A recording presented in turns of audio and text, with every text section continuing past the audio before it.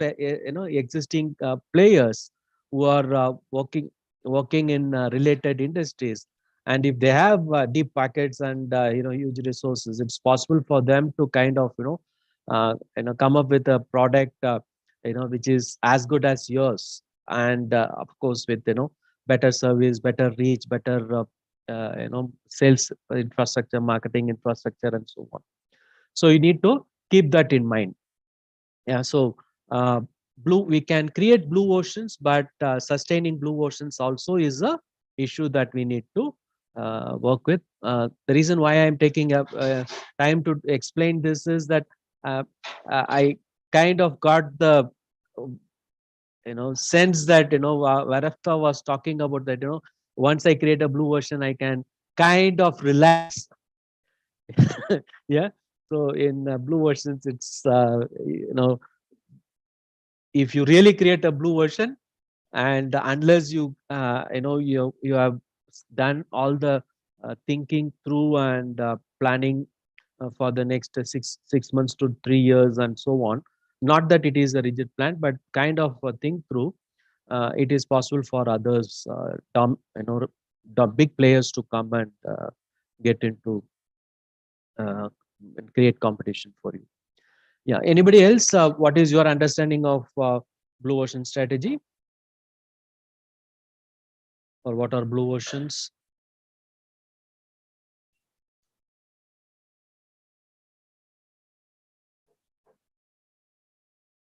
Okay, so let me just give you a overview. Now, when we talk about blue oceans, we are talking about creating products which are and creating products, creating industries, okay, which don't exist. So the product, when you start off with the idea of the product may not exist in your mind, the existing player's mind, or even the customer's mind.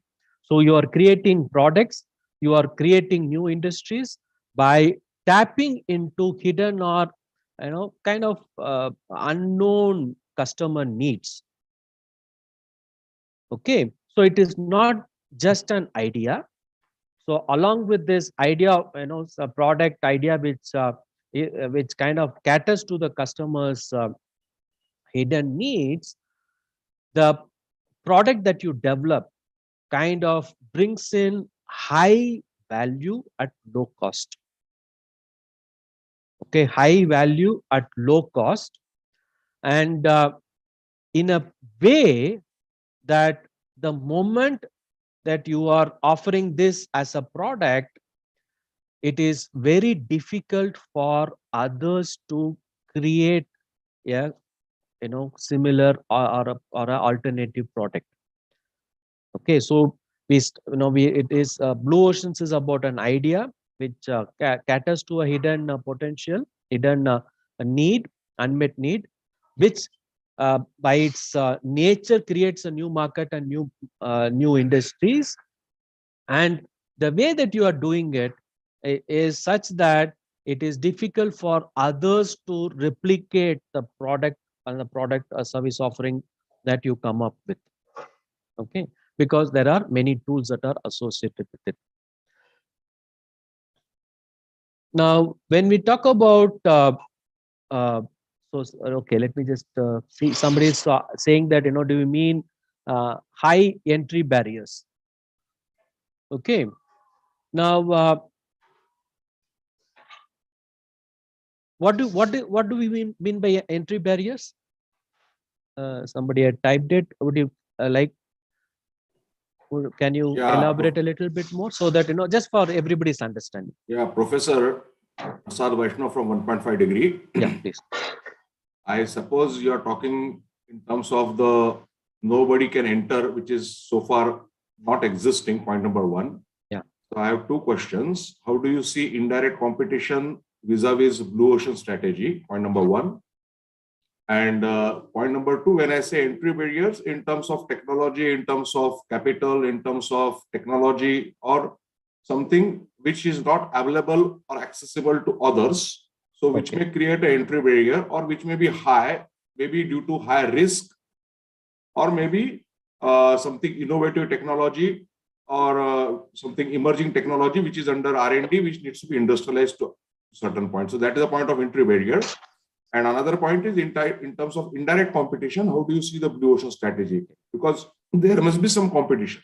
That's the point. Okay. So we are still okay. So just to clarify, we are still with the understanding the concept of blue oceans. Okay. Now, traditionally, when we say entry barriers, we are talking about infrastructure, your intellectual property, okay, your brand, okay, maybe government regulations. Typically what things that prevent people from getting into various industries. Okay, the example, and I'm doing this for everybody here, is that if you have looked at what was happening in the bike market, okay, two-wheeler market in India, for a long time the number of players were few. Okay, it is not possible for anybody and everybody to just come in and start a new two-wheeler company, even though the technology of manufacturing a two-wheeler is not that complicated. So there were a few Indian players who tried to kind of import Chinese two-wheelers, but they also failed miserably. Yeah, other than the big players who were able to set up a large service sales and service network, nobody was able to do well. Okay, so that is what we mean by entry barrier, something which prevents people from getting there. For example, this is the two-wheeler industry in India. Now, if you look at the uh, entry barrier with respect to Google, yeah. Now, I mean, for almost 2 decades or 3 decades, we know that Google is doing well, and and so on, but very few uh, organizations or even activist groups have been able to create an alternative search engine. So nobody has been able to do that because of the huge intellectual property that Google has created and the kind of innovative work that is going on. Okay, so there could be many different kinds of entry barriers. In blue ocean strategy, we are not trying to create entry barriers. We are trying to create um, products which will have a very high demand from the uh, customer side, which will which will create new industry and new market. And by the time others recognize and see that there is this new product or service, and there is this something new that is happening, you would be reasonably a large player. And because of the way you have defined your product or service, it will not be possible for others to replicate it, because when they try to replicate it, you are already mature in terms of understanding the customers, and you have done the work in terms of what will make large number of people accept this product, adopt this product. The technical word is adopt this product. And you have fine-tuned the price point to such an extent that and you will continuously keep doing it. Others will find it difficult to replicate, or it will take time. Let's say if it takes so let us the two-wheeler example. Now we saw what a entry barrier is, right? Now then what Ola is doing, Ola electric scooter. Now it is, in a way, it is trying to create a blue ocean strategy, but then if you look at it, it is not something drastically new. The concept is there, the idea is there. It is Ola, because the entry barriers which are for two-wheeler industry in terms of you know the traditional entry barriers of sales and service network and so on, it is getting, and in manufacturing, your suppliers supply network and so on, a large part of is getting negated in the electric vehicle segment. So that has reduced the entry barrier. So Ola has got into it. But then what Ola is not able to replicate so far is is the sales and the service infrastructure and the recharging infrastructure. So that is where they are trying to create something new.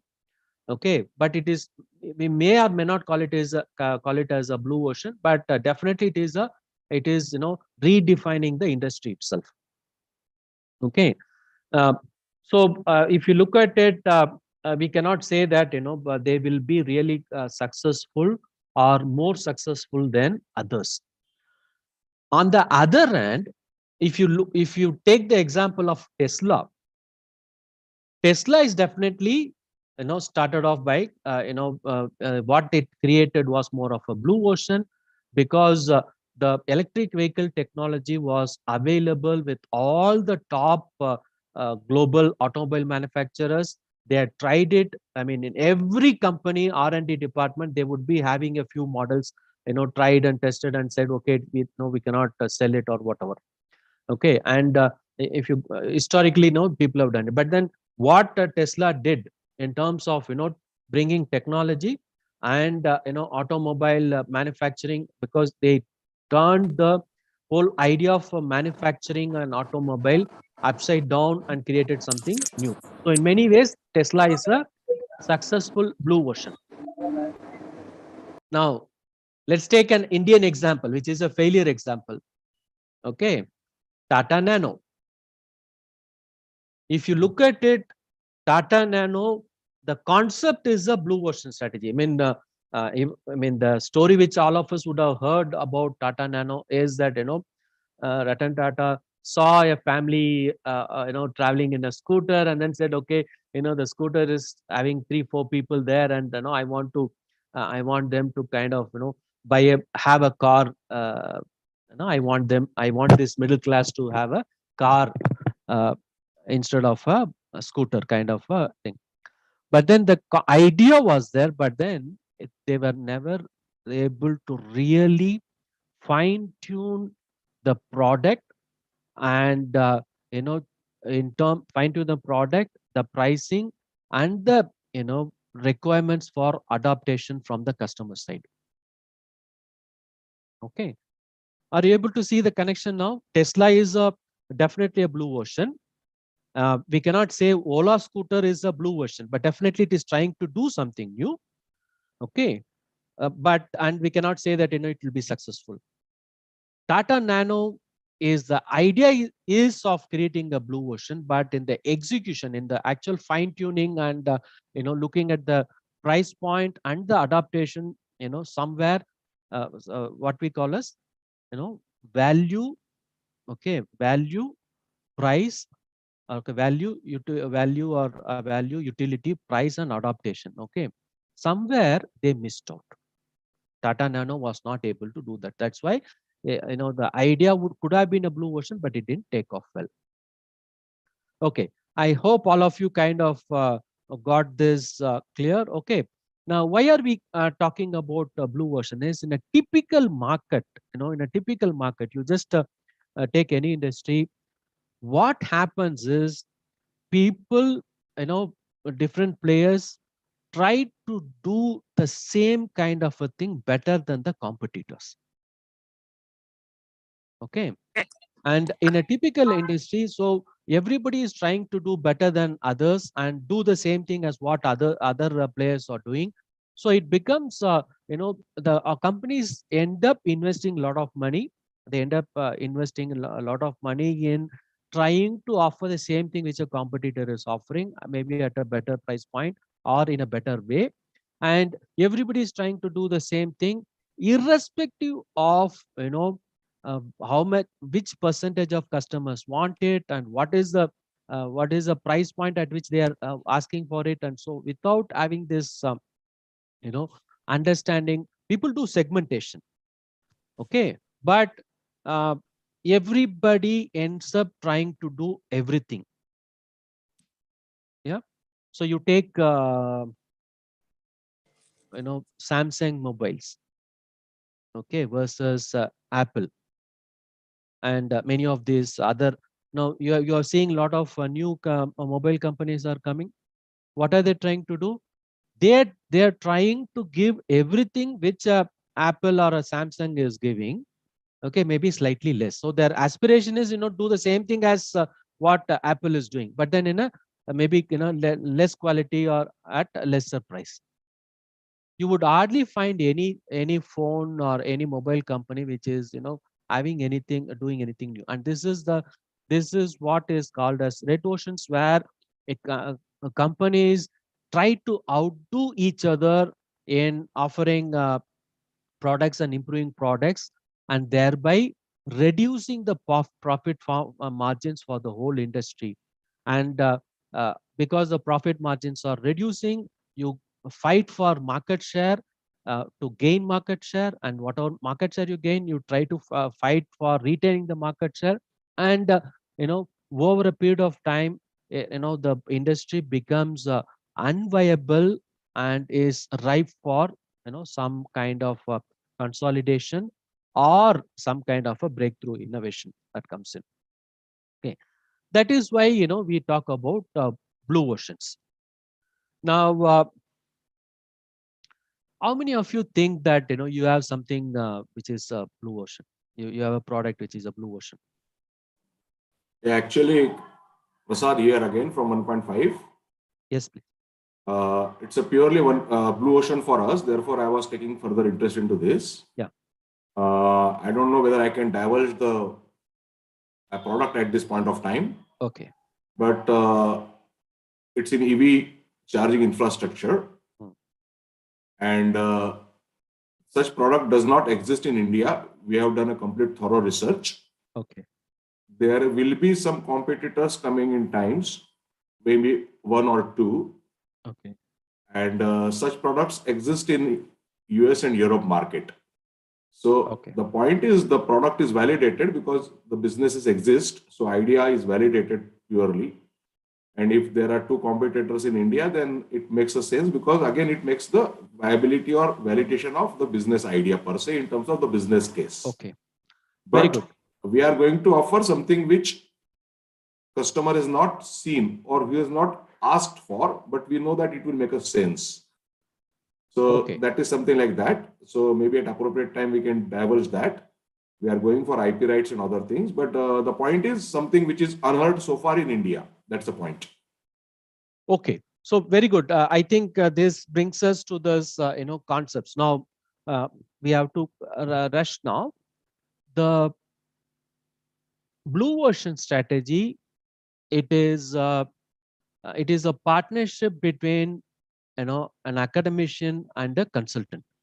Okay, and that is why this whole thing. So this is not a concept. Somebody who's saying, okay, this is for example, a Porter came up with this idea of entry barriers and competitive strategy and so on.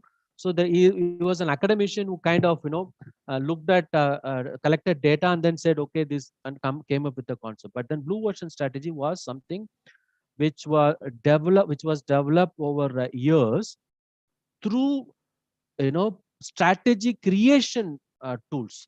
Okay, so they did not create a blue ocean strategy as a concept and then created tools, but then in their consulting practice, they created a lot of tools to work with organizations to create strategy, and then they kind of the whole thing came together as blue ocean strategy.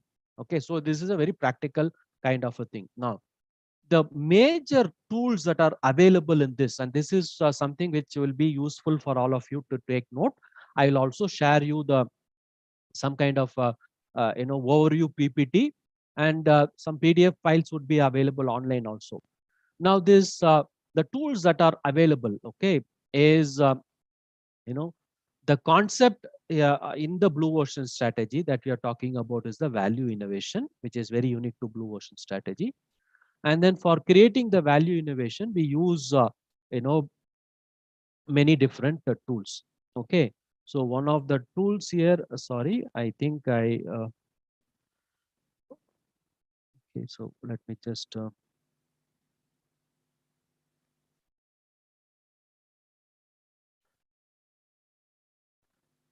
so strategy canvas is a very, very important tool in this. Okay, the whole thing, idea of understanding yourself, the market, and so on starts with the strategy canvas. Okay, No, the strategic canvas is about identifying the essence of an industry and the way the competition is happening. Okay, so strategic canvas looks like this. So what you do is, you know, you identify the factors of competition on which the different players in the industry are competing, and then you put it in a visual form. Remember this whole blue ocean strategy tools, all of them use visual forms, okay, and templates. So the strategy canvas is the first and the most important tool, because in my work with companies, what I have found is when the even the founders or even the senior people and industry experts, when they do a good strategy canvas, it's very mind opening, because they say, oh, I never realized this is what is happening in our industry. Okay, so we are going to look at that strategy canvas soon. So that is the one important thing, that one important tool that we need to learn. Okay, the second important tool is that once we create a strategic canvas of the existing, what is existing, and then we need to add to that. The whole idea of a blue version is about creating something new, right? So how do we create something new? We are not creating something new which is out of the blue without any grounding. So we are looking at the industry, we are looking at what we are doing, and then we try to add to that. That's where the 6 paths to innovation. So there are, this is again a template which says, okay, it says, look at your competitors, look at this, look at that, and so on. And by simply looking at it and brainstorming, you can come up with new factors which you can add to your product, and in that way you know your product becomes different. Now, so you have understood the industry and what is happening between you and other players. You have tried and come up with a lot of ideas, product ideas, that you can add no add to your existing product or service, and then to fine tune it, the rest of the tools are used. The 4 action framework, it is about how do I just remove all the things which others are fighting. It is called 4 action framework, is called ERRC. Okay, so the ERRC framework is like this. Okay, this is the ERRC framework. This is the 6 paths to value innovation. Okay, and this is the ERRC framework. So what ERRC framework is about? Now you have identified the factors of production and where you stand, and then we are the we are asking questions like, I don't want to do the things which others are doing, so I will I want to totally not do. Everybody is saying, let's say mileage, okay, is what everybody is saying. Okay, I don't want to do that. Or if you take online retails, everybody is saying delivery, same day delivery. Okay, I know I am not going to focus on same day delivery. If you look at all the delivery apps that are going on, it has come down to 10 minutes. Recently I saw something where they're saying 10-minute delivery. So, and it is going to have drain a lot of energy and resources. So I can say that, I don't want to, I want to eliminate that factor, at that time to deliver factor, like that. So this 4 actions framework is about, you have the list of new factors that you have looked at, and you can say that, okay, I want to, which are the ones I want to eliminate and reduce, which is from the existing industry. And then you want to do something new, right? So you say that, okay, I want to increase something which others are not doing, and out of the list that I have created, I will create new product ideas. So this ERRC framework is about, adding something to the strategy canvas. Okay. So let me just show you something so that it will be easier for us to work with. Okay. So if you look at it, this is the, let's say, initial strategy canvas. In most industries, what happens is when you do a strategy canvas, you'll find that, maybe, there are some uh, two kinds of players, or there are two segments in the market, and within that segment every player is doing the same thing, or there are 3 segments in the market and every player is, say, doing the same thing, or something like that is what you will find. Now, when you use the, 6 parts, you come up with the new factors, and then the new factors you using this ERRC framework, you identify which ones will be viable, and later the next set of tools you will use to check the viability. Okay, and after you do that, this is the kind of strategy canvas you will end up creating. Okay, so you start with creating a strategy canvas for your product. Okay, and then create a new strategy canvas which defines a new product or the new service that you're offering. And here the blue ocean is the last 3 points that Indian Premier League, just look at the diagram. Okay, don't worry about the example. By adding some new characteristics, you have created a new industry. So some characteristics, may be carried over from the existing products and the existing industries, but then you have added something new, and because of what you have added, it becomes a total new industry.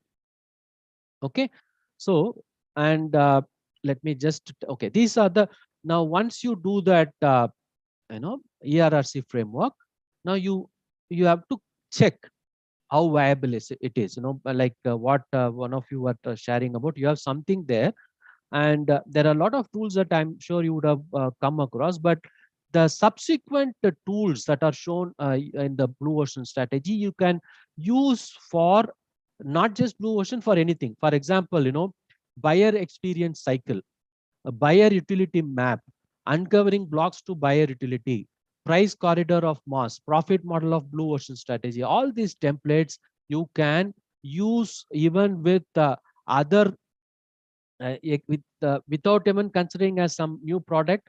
With the existing product or idea that you are having, you can use these templates to check how viable it is there or not. Okay, now shall we do something of some activity? Are you all ready?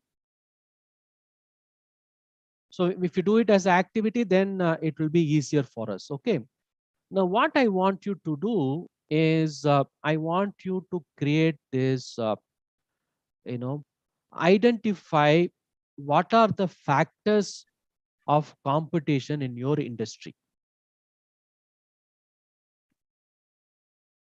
Okay, what are the factors of competition in your industry? Just to think of the factors on which different players are competing.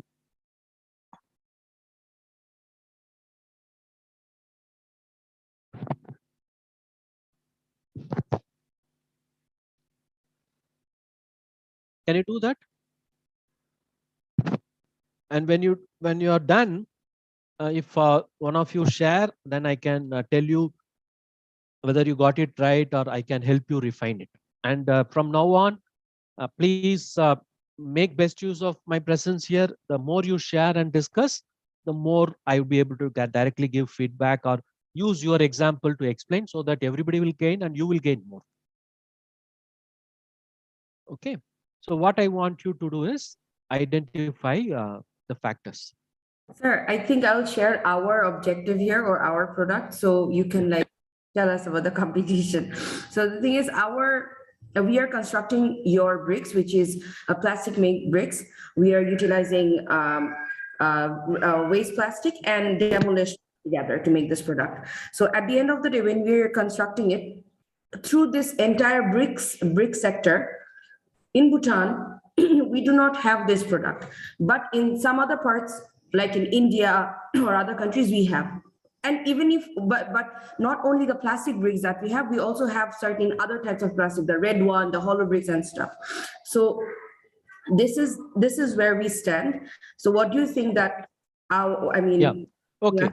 So from what you said, right, you are talking about different segments. Okay, different segments. One, okay, we are talking about maybe this what you call the bricks, the typical burnt bricks. Yes. Okay, hollow block bricks. Yes. Bricks with which uses fly ash or and different kinds of material, other material, and so on. Okay, now what I want you should do is try and understand how these products are competing. Now, for the benefit of everybody here, if you look at it in her description, the company's name did not come up. Okay. The reason is these products are almost like commodities.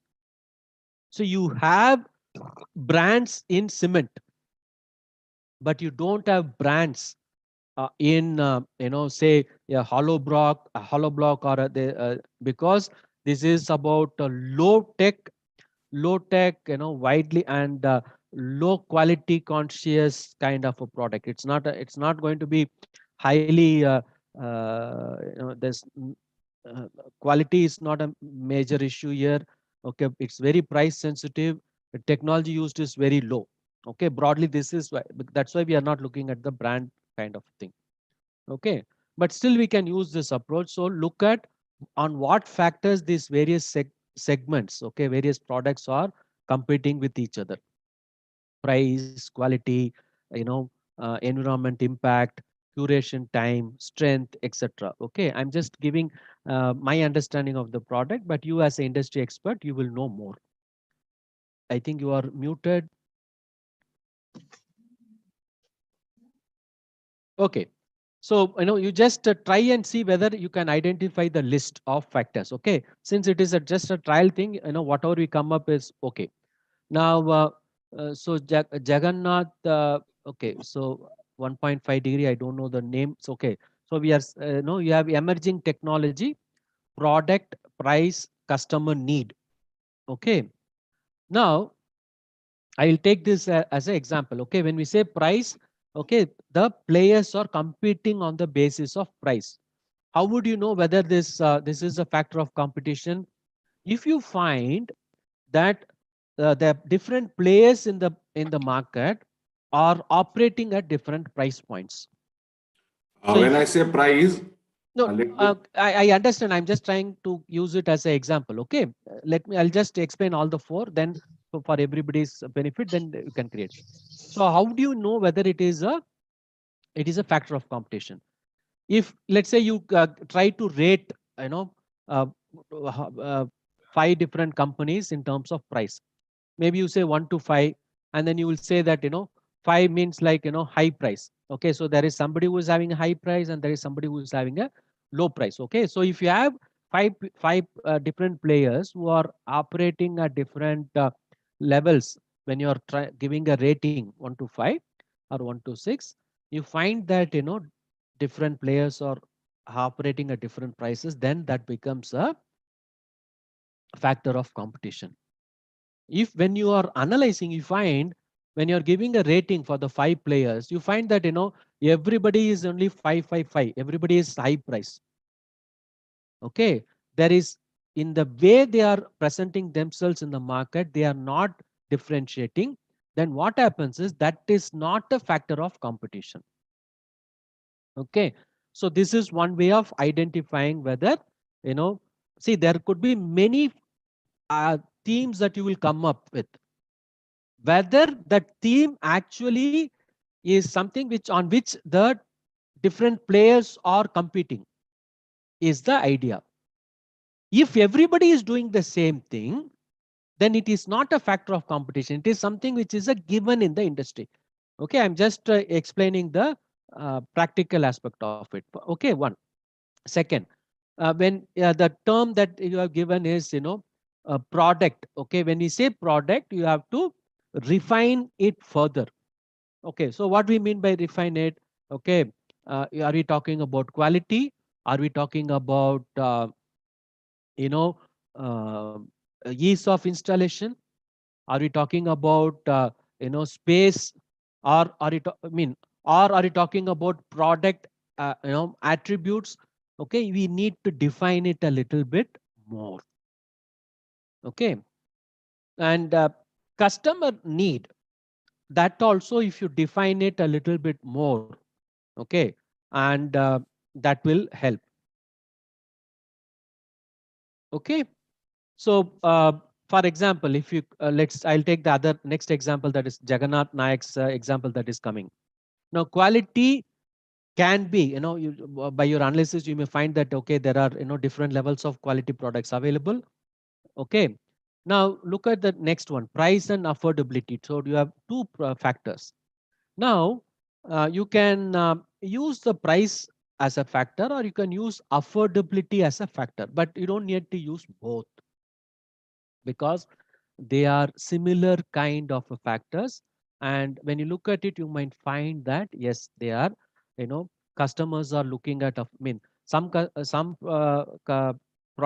are affordable, some products are luxury, and the players, are positioning themselves, somebody is positioning themselves as affordable product, somebody is positioning themselves as luxury product, and so on. So that becomes a factor of uh, competition. Okay. So you have to, okay, so what is it that you are going to do? You identify the factors of competition and cross check that, in the industry that you are operating in, you know, there is a variation that is there existing there. Okay. You can do that by rating each of the, let's, you take some 4 5 players and identify these 4 5 factors, rate each of these 4 5 factors for each of these players that you have. Okay. Any questions till now? Now I am going to talk about something slightly different now. First is the creation of the uh, strategy canvas. So your strategy canvas would be like this. Okay, so different zigzags. If you want, I can show some other example also.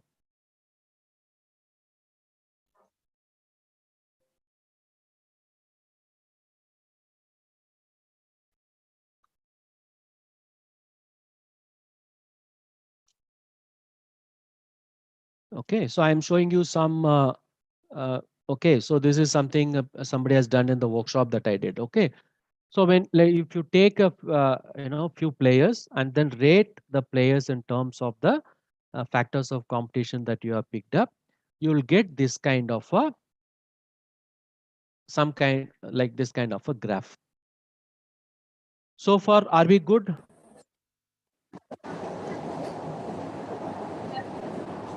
Okay.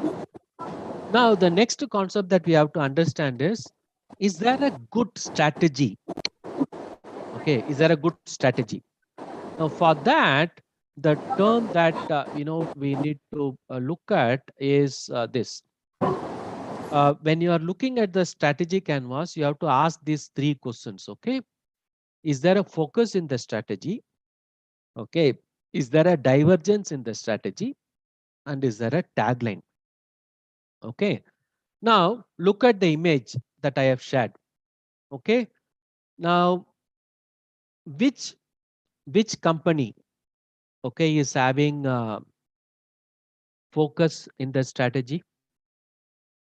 Which companies are having focus in their strategy? Just look, you don't have to look at the name of the company. Okay, just look at the color of the graph and then tell me which color graphs seem to be having focus.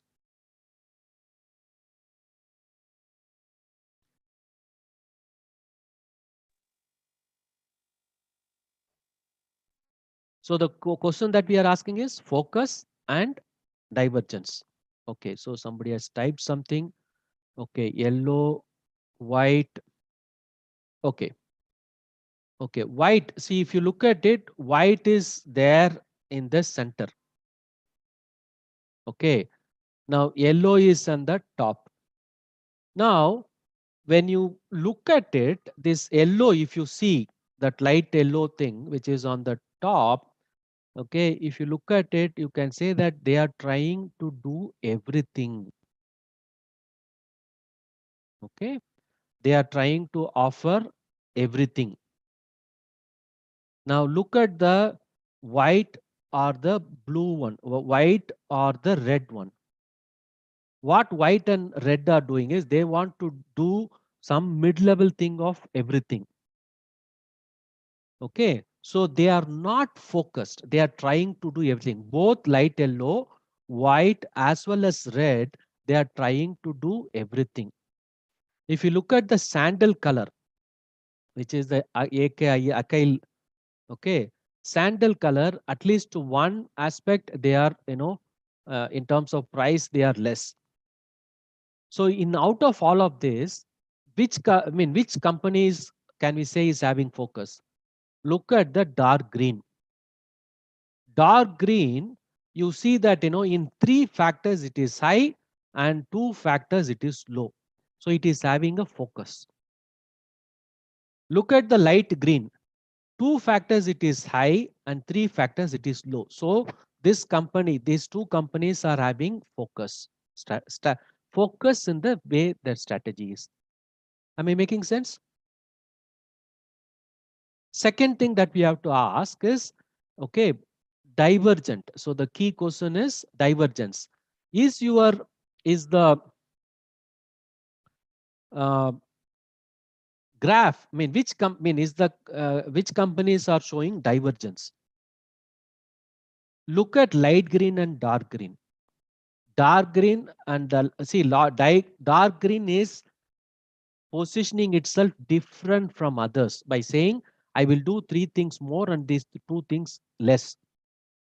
The light green also showing divergence by saying that, okay, two things I will do more and three things I will not do. Okay. So the fundamental things of looking at a strategy, okay, focus or divergence, we can check. Now, whatever that you are doing, the third question that you have to ask is there some kind of a tagline, something which is, some interesting way of putting it together. Okay. But at least these first two, we should get it right. Okay. Now, if you look at your graph with respect to your competitors, is your graph having focus and divergence or not?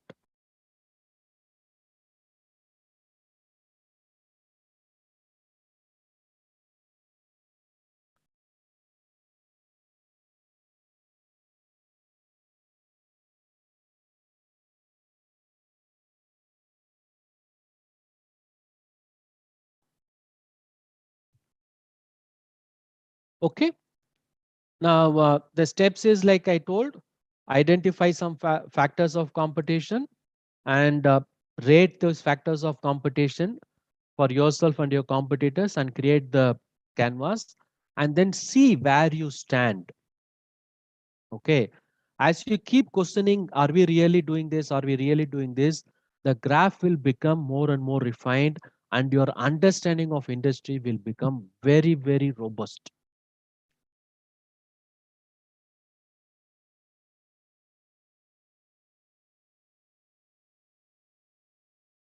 Okay, shall we move to the 6 paths to innovation?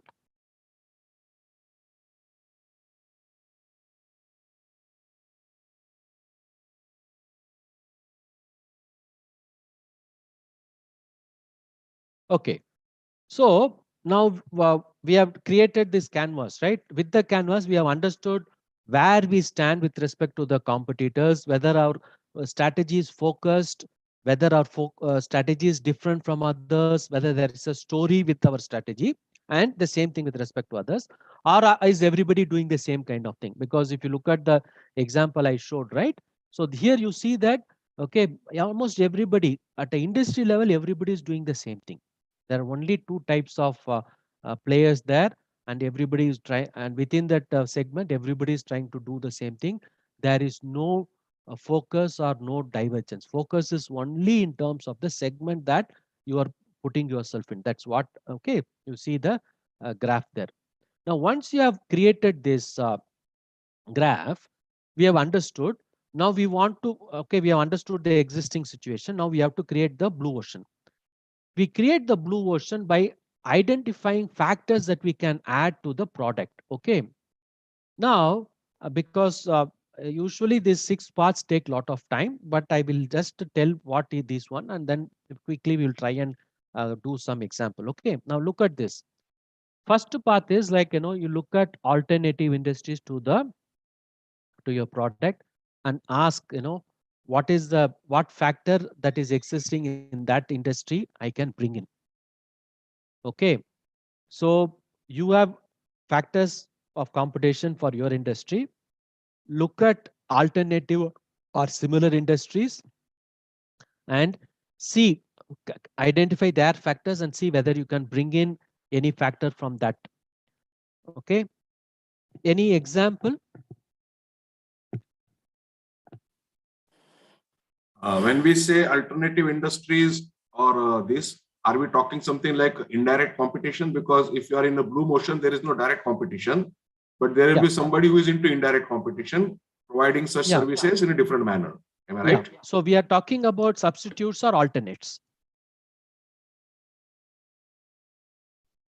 See, if I take this now, mobile is a alternate for your laptop. Trains and public buses is an alternate for cars. Okay. Actually, our product is same because there exists the indirect competition, but such product doesn't exist so far, and people Okay. have not thought so far, but they are seeking it. Now, okay, see, the idea is that, okay, even though the industry itself is a nascent industry, if you define the industry by looking at what all the players are trying to do, you have created a canvas, right? That canvas will tell you how the industry is going to mature. If you try to do this value innovation, what we can do is, there is a trend that is there in the whatever new industry that is emerging. You can bring in breakthrough ideas in the business model or whatever, and rather than stick to the trend where all the players are trying to do, and then you do, okay, do something different. Okay, let me give you some example. Okay, people have been talking about charging, charging infrastructure as the issue. And then, one new model that people have come up with is like, what is that? You interchangeable batteries and battery banks. Okay. Now that is one idea. So, and that idea works well with two-wheelers, may not work with cars, or I don't know, maybe there's something like that is also possible there.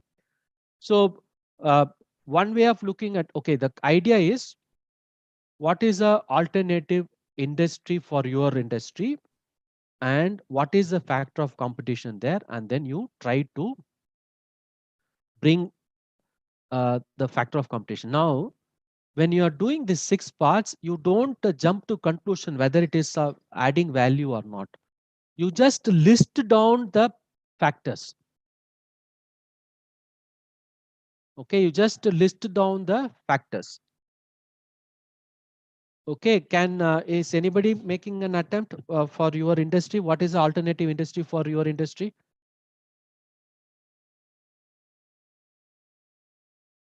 Yeah, Professor, I think we are into EV charging infrastructure only, point number one. Point number two, there is no harm in divulging at this point because entry barriers are extremely high. So we are coming with a mobile DC fast charging service, and which will eliminate all the problems of EV charger users in terms of locating the charging point, time required for charging, and extra time, and lack of charging infrastructure and everything. So it will enhance the adoption of EV, and this product doesn't exist in India so far. So alternate industries are stationary charging points or where the people are charging at home. So there is a price part to that. Alternatives are having, but they are having a low power and high time. So the differentiators are there. Okay, remember, I'll take your example to explain. See, now what we are, see, now you have a product idea, right? Now why are we doing, okay, for you, why we would do Blue Ocean is to refine the product offering and to the total business model, validate, I mean, to design a business model so that it is very robust and it is creating a Blue Ocean. That's why we will do this activity. One second. Don't jump to conclusion that something will not work. Okay, so if there is an alternative industry, just look at what are the factors of competition there. You just list down. You don't have to use it immediately. So what I am saying is, the way when we do brainstorming, we don't judge the idea immediately. The same way you identify some new factors from by asking questions from the 6 parts and just list it out. The evaluation will happen in the subsequent stage. Right now, when you're looking at these 6 parts, don't judge whether it is no, it will be useful or not. Okay. For example, what you are talking about, this is like, home charging. Okay, home charging is, convenience. Okay, that becomes a factor. You just note it down. Convenience or access or something like that. Okay. Can somebody give me an example? Okay, so for example, let's try with the other product, that brick, product that we're talking about. Okay, what would be an alternative for that? This is a question for everybody.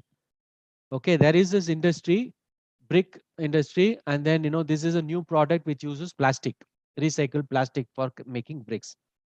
What could be an alternative industries for this? This is just to refine our thinking. Anybody?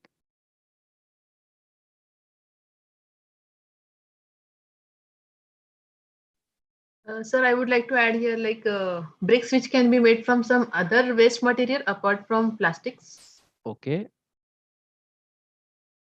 So it can also have a different material like a partex wood or like what's it called? Bamboos. Like it can be of certain different materials for construction. Yeah. So let's look at it. One, material wise, you can look at it. So the alternative industry to this would be timber. In the timber, or you can say timber and this what is that other bamboo. Yes, sir. Okay, so that is one alternative industry.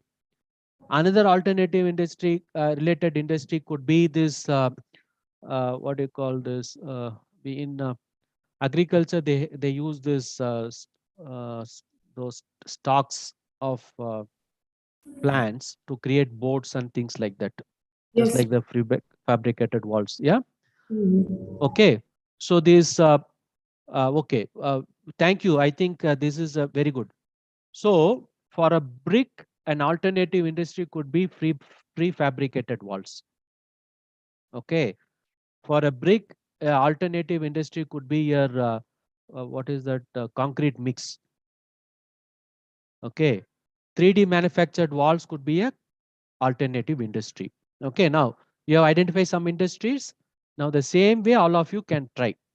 Okay, now this will take some time, get used to it. Only thing is, you identify some industries and then don't say whether it is connected to you or not. It is just about ideation. Okay, only look at in that industry what is the value that they are providing, on what basis different players are competing. Okay, so now let's say the prefabricated walls. What is the what is the factor of competition there? Something in that industry? Standardized standardization standardized design could be one factor. Okay, or standardized design, or you can look at it in terms of uh, do it yourself design, or custom design. That could be one factor. So customization, you put it as a one factor in your list. Am I making sense? Mhm. Yes, sir. Okay, so just one factor. Don't evaluate whether it will work or not. You just put it there. Okay, so some lack of flexible sizes. I mean, that is one way. Maybe you can refine it saying lack of flexible size. So one factor could be flexibility flexibility in size. Okay, now we have got two ideas. Now you just park it from path one. Now path two, when we say look across strategic groups within. Okay, shall we are we clear about looking at alternatives? Shall we move to the path two now?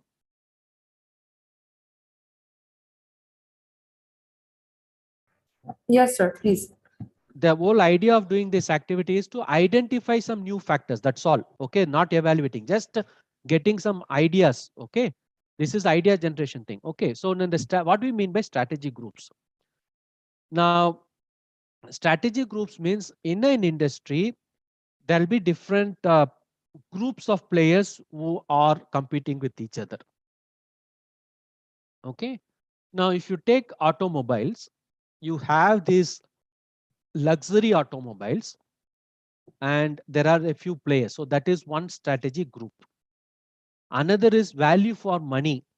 Okay, value for money. That is one group of people in the companies that are operating. Another is, price driven. Okay, so if you look at it, if you take car automobiles, you have these, luxury cars which are like, above 30 lakhs to, 3 crores, 5 crores. These are all luxury cars. One strategy group. Second strategy group could be this, value for money. Maruti, Hyundai, okay, Tata Motors. These are all value for money players. Now you can have, somebody who is, you know, uh, exclusive, niche player. That could be one strategy. Your Reva and Mahindra. I mean, part of Mahindra, not all of Mahindra. Part of Mahindra can come there. Reva part or the Jeep part of Mahindra, Thar, that again. So those, off-roaders, SUVs kind of will be one group. These electric vehicles could be another group. In an industry, you might have different segments and within and different groups of organizations which are competing in the same kind of thing. Now you identify which group you belong to and then try and see what are the factors that are there in the other groups and just list them. Okay, for example, if Maruti is working on this, they look at Mahindra, this Mahindra, and then they say, okay, off-roading, okay, high customer, fun, okay, adventure and fun is a major factor for the SUV and all of that. Okay, you just take that one word, adventure and fun, and keep park it. Okay, now if you take this example, okay, one way of looking at is that, in the for the electric vehicle charging, you can look at, self as a, bicycle self, you know bicycle as alternative, or bicycle, self-driven, hand driven kind of a thing. Okay, and then some connections there. Okay, Francis Almega Francis, looking towards industries that are engaged in similar chain of your business. Similar chain. Uh, okay, see, uh, pen is a alternate for pencil, and vice versa. Direct alternative. If you take felt pen, that's what you call sketch pen and so on. That is a different kind of a alternative. Yeah, chalk and your crayons and so on. That's an alternative. Okay, so they are, see, chalk is not a writing instrument as a pen, but it is an alternative which can be used in some ways. Direct alternative or a substitute is pen and pencil are direct substitutes. The felt pen or sketch pen, they are not direct substitutes, but they could be used. Okay, so there could be different levels. Crayons is not a writing instrument, but it can be used as a writing instrument. So there could be different levels of substitution or alternating that is possible. Okay. Oh, sorry. We are. I'll just take a couple of minutes to tell you what to do with this. Okay. Now, the same way that we have looked at alternative industries, you look at strategy groups, and chain of buyers means you look at the total value chain in the industry and look at. So you have, if you take automobile industry, you have this component manufacturer, assemblers, service people. Okay, And then you see, you try and see what is happening in each of the level. If you take, let's say, textile, petroleum refinery, I mean, petroleum, like ONGC, to your petroleum refinery, to chemical industry, to textile industry, so many players are there. You can look across this value chain and see what are the uh, factors and list it out. Then you can look at complementary product or service offering. I think that is something which all of you would be looking at. Now, the fifth one is a very, very important thing. Most of the time, if you look at any product, the product will be either will have a functional appeal or a emotional appeal. Okay, largely you will say that, okay, this is a functional appeal product or this is a emotional appeal product. So you look at what is your appeal, okay, functional appeal or emotional appeal, and then you look at the other one. If your product is a functional appeal product, look at what are the emotional appeal products doing and get some factors from there. Okay, so I want you can list down all of this. After you list down what you do, this ERRC framework is what you do. So you have listed down everything, right? Now you look at the combination. You have like 5 factors that are there in the existing industry, and you ask, and let's say you have some 10, 15 new factors that you identify. Now you ask yourself, okay, which are the things I can eliminate or reduce from the existing strategy canvas, and what is it that I can add? So what is happening? If you have the 5 and then you say that out of these 5, these 3 I want to eliminate. So only 2 will remain. That 2 plus out of the 15 that you have created, just see, this 2 with this one or these 2, will that be a good combination? Like that, you go through, create, concepts of product or service by looking at this. This is what the basic ideation, value innovation part of it is. By looking at the what you want to throw away from the existing industry and what you want to add. Now you have a lot of ideas. One from alternate, one from emotional appeal, one from time, and so on. Now you try and combine some of these into new product attributes. That is all the foundation. Now what happens is you create product combinations, okay, and those combinations, you go through these other uh, things that I've talked about, right? You look at the 3 tiers of non-customers, 4 steps of visualizing strategy, identify the buyer experience cycle, buyer utility map, uncovering blocks. All of these you do to check which of these new product combinations that you have created will be viable. Are you with me? I'll stop here. Any quick questions? I mean, just give me 1 minute. Any quick questions?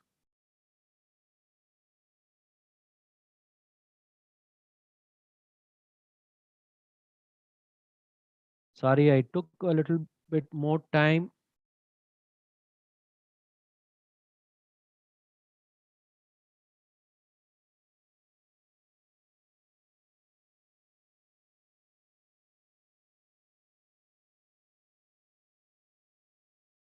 I have given you the basic thing, and all the templates.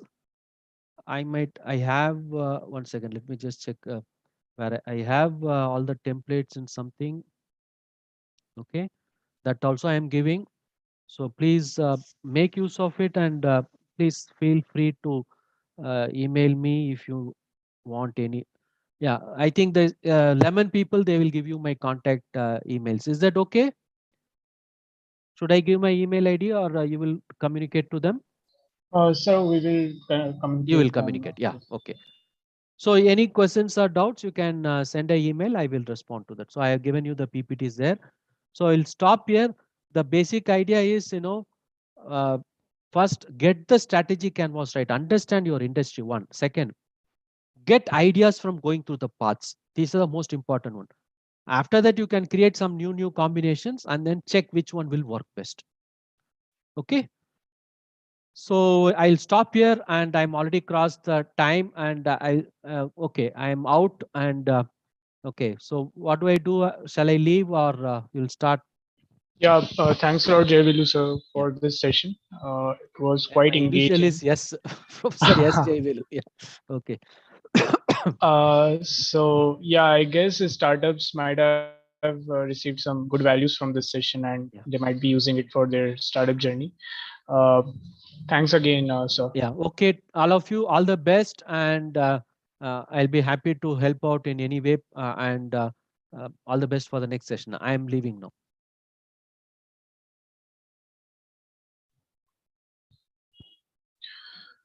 To everyone, we have our partner in this room, Mr. Abhinav Mangla, who is from ESL Chitkara University. He is the president of ESL Chitkara University. So I would quickly invite him to for his sharing. Abhinav, if you're in the room, please unmute yourself and proceed.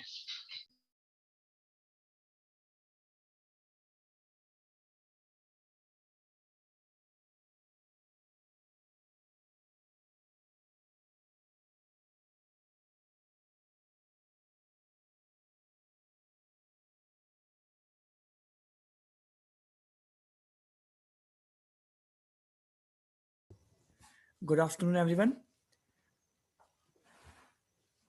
Good afternoon. Uh, we are sorry. Good afternoon. Is feeling is not feeling well currently. So myself, Bhanu Sharma, the head organizer from Chitkara University, ESL, CIF. Uh, Good evening to everyone present here. So today we all from different e-cells and different startup clubs are here for some very different conducting scenes of what we are currently doing. Talking about our Chitkara University, we have been focusing upon this particular scenario of startups or the startup wave in India from a very long time. From last few years, we have been working upon different particular ideas. Specifically, we have currently incubated 200 plus uh, startups, or you can say companies, in all of our three different incubators. We have been partnership with different e-cells of current scenarios, and I would be just naming out some very auspicious or very remarkable different startups today in this meeting. Carrying over 6DOF, a company which focuses upon the AI and different stuff, making the applications. Zobian Aerospace, the most successful current startup we have currently in the market. The Foreign Innovations, Rights Now, Celebrate, Anukai Solutions.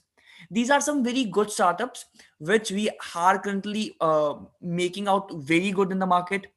And the third one, the very important one, we have the Trideal acquired by Paytm. So what makes us different from different clubs or different societies currently present in the market?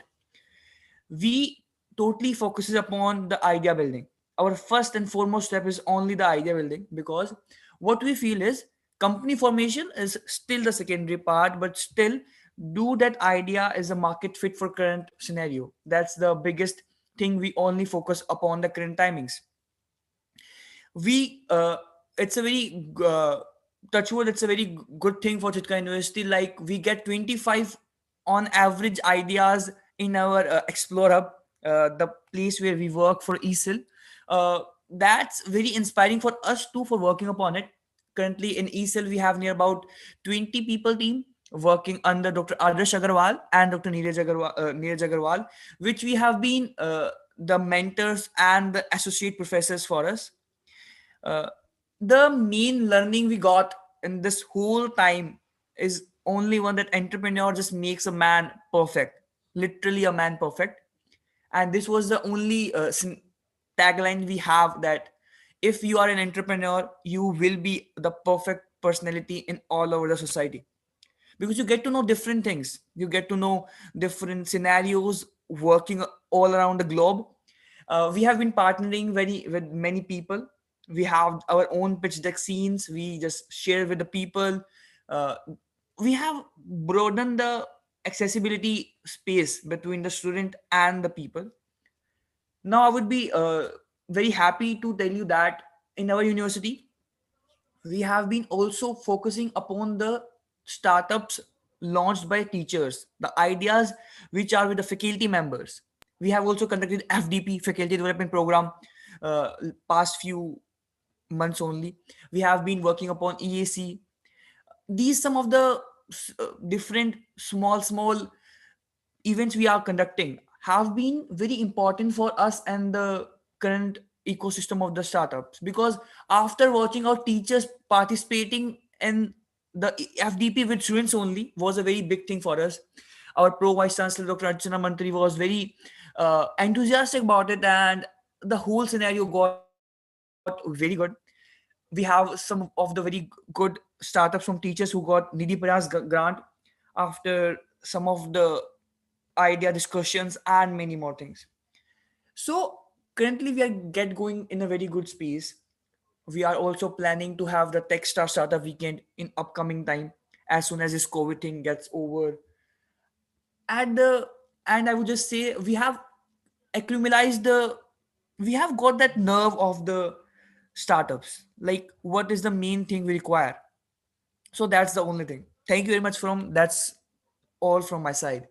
It was nice to have with these all great minds.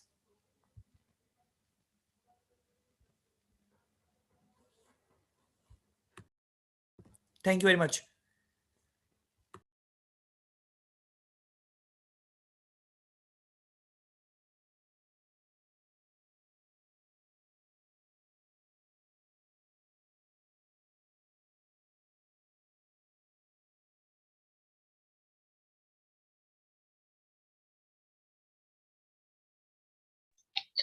Uh, Thanks a lot, Team ESL.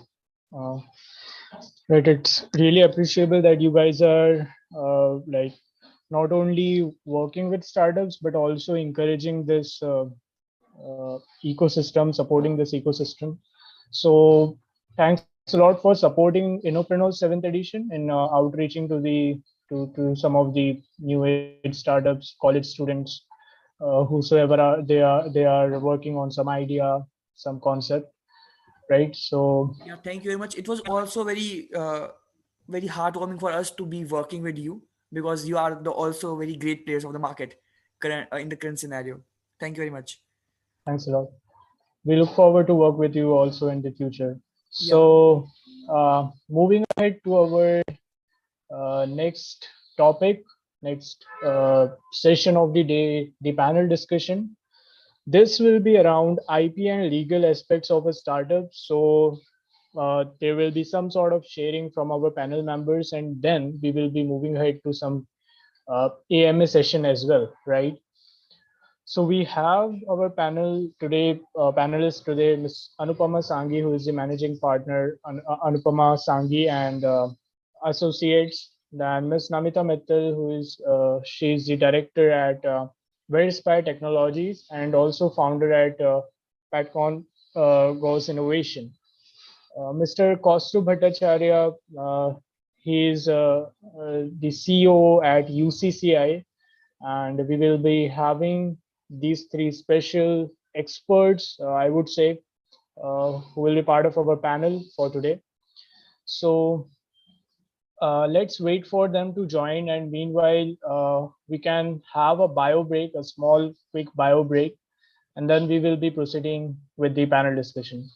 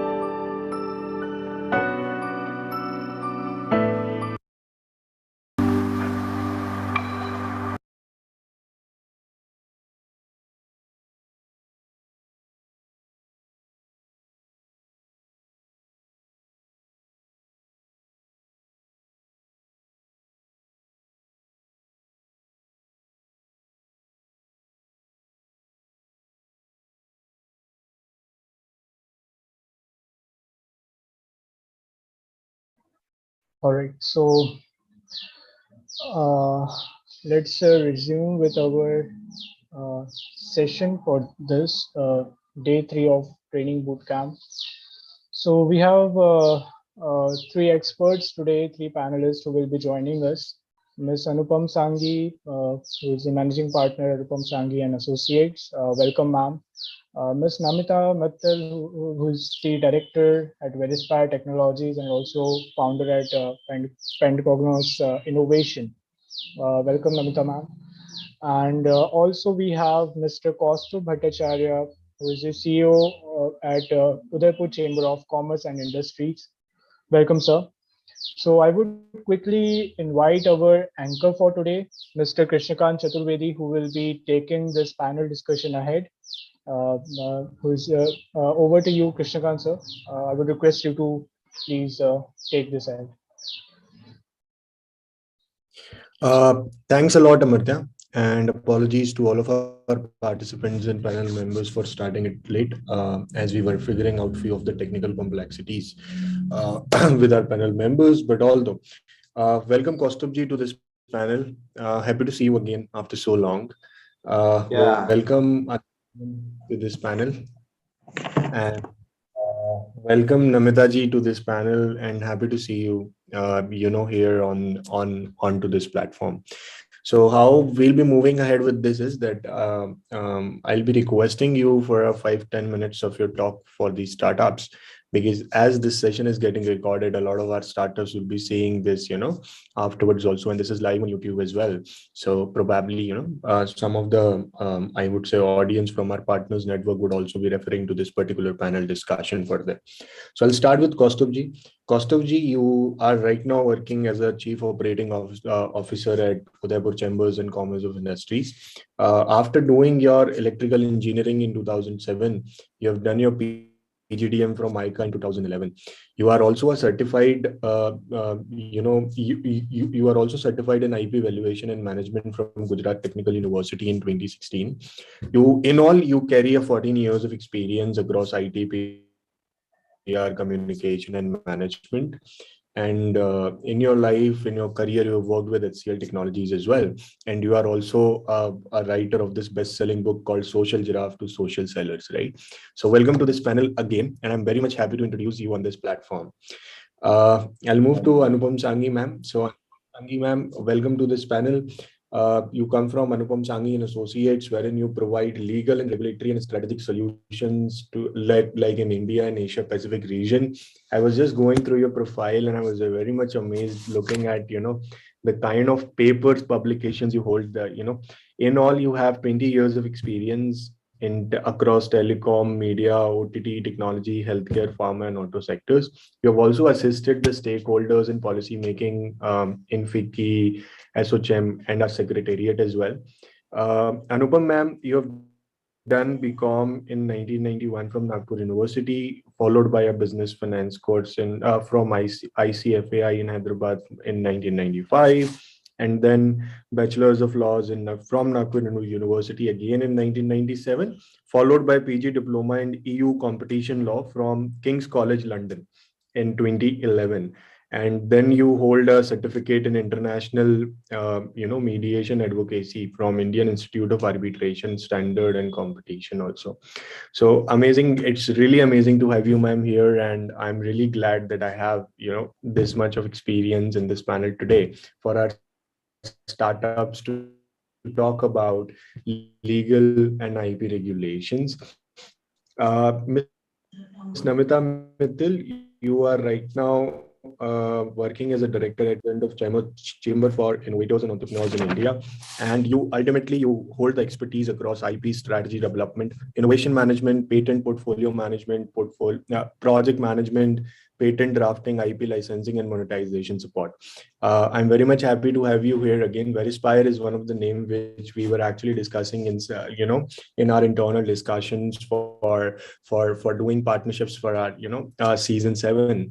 But I'm really happy to see you here again. Now I'll quickly start with, let's say, Anupam Sanghi, ma'am, for 10 to 12 minutes of talk to these startups, and then I'll move to Kaustubji and then to Namita, ma'am, and then we'll jump on to our panel discussion for today. Meanwhile, to startups, if you have any query, feel free to put it in the chat box. I'll be moderating your query, and I'll be fitting it into this panel discussion. So in case at any point of time, if you feel like asking anything or something like that, you can put it in the chat box, because this is the advantage you have since you are in the Zoom room today. So with this, I'll move on to Anupam Sanghi, ma'am. Over to you, ma'am.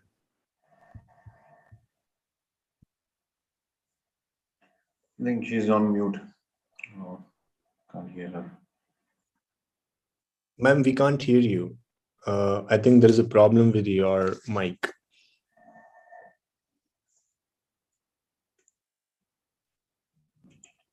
Can you hear me now?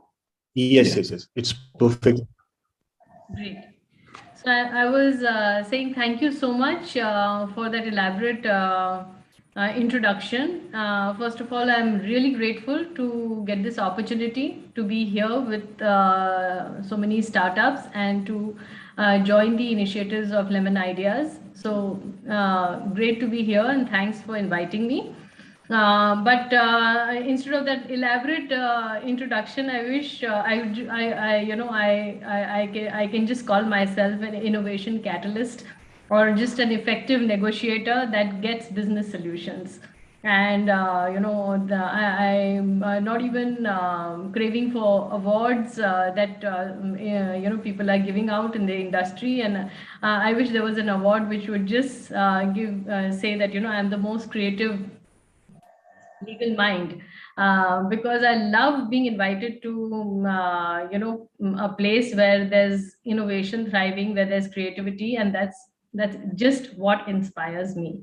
And I can just come and discuss and be there in such a forum.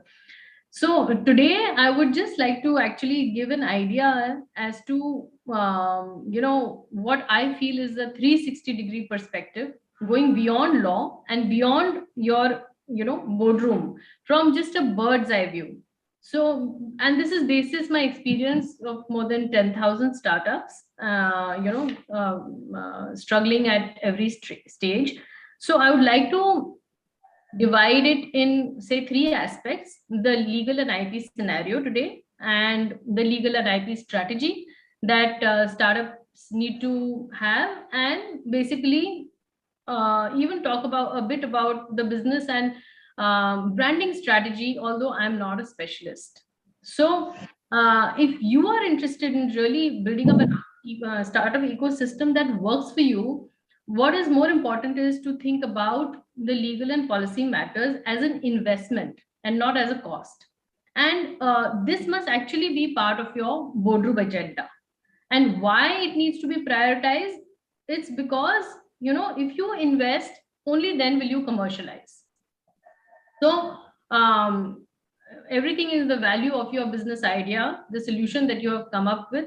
And if you want to commercialize that, the best is to actually think of this as an investment and to think much ahead, even at the stage of, before the stage of launching your product. So how to launch, what to say, and how to value it. Okay. And I feel that, a lot of them are not doing it. So therefore, it's really important to emphasize on it. I have clients who are holding IPs of ARs, VRs, and, very innovative stuff, and the latest stuff, whether in gaming industry or, like I said, virtual reality and stuff like that, even embedded systems, very, very innovative stuff. They've even got awards, even from, governments, but they have not really registered their patentable products, and they have not, invested their money in it, besides, giving it priority also, not giving priority. So today, a lot of health tech, agri tech, everybody that is coming up, in the game, they really need to think of this as something that is important and not to delay it. Also, since fear works, I think what they need to be told is that the reality is that tomorrow they are going to face objections when they go to register at the patent offices, or the whichever IP they may have, whether a patent or a copyright or wherever, even trademarks. When they go to register later on, they face objections because somebody has already registered, and actually these people had started using it prior in time. So I think it's important not to face those objections. It gets difficult to deal with it, delays your registration, and later on there could be litigations also against you. So and litigations really devalue not only your reputation, it also devalues your IP valuation, and therefore how will you actually commercialize? So again, they need to wake up to this reality, and the important do's would be to really have an IP policy within the firm. Let your employees also know what is the IP policy, what is the IP strategy. Apply for IP searches. At least the least you can do is apply for an IP search. It won't cost much. And then to actually have a long-term costing basis, this policy framework that you may have for your company. So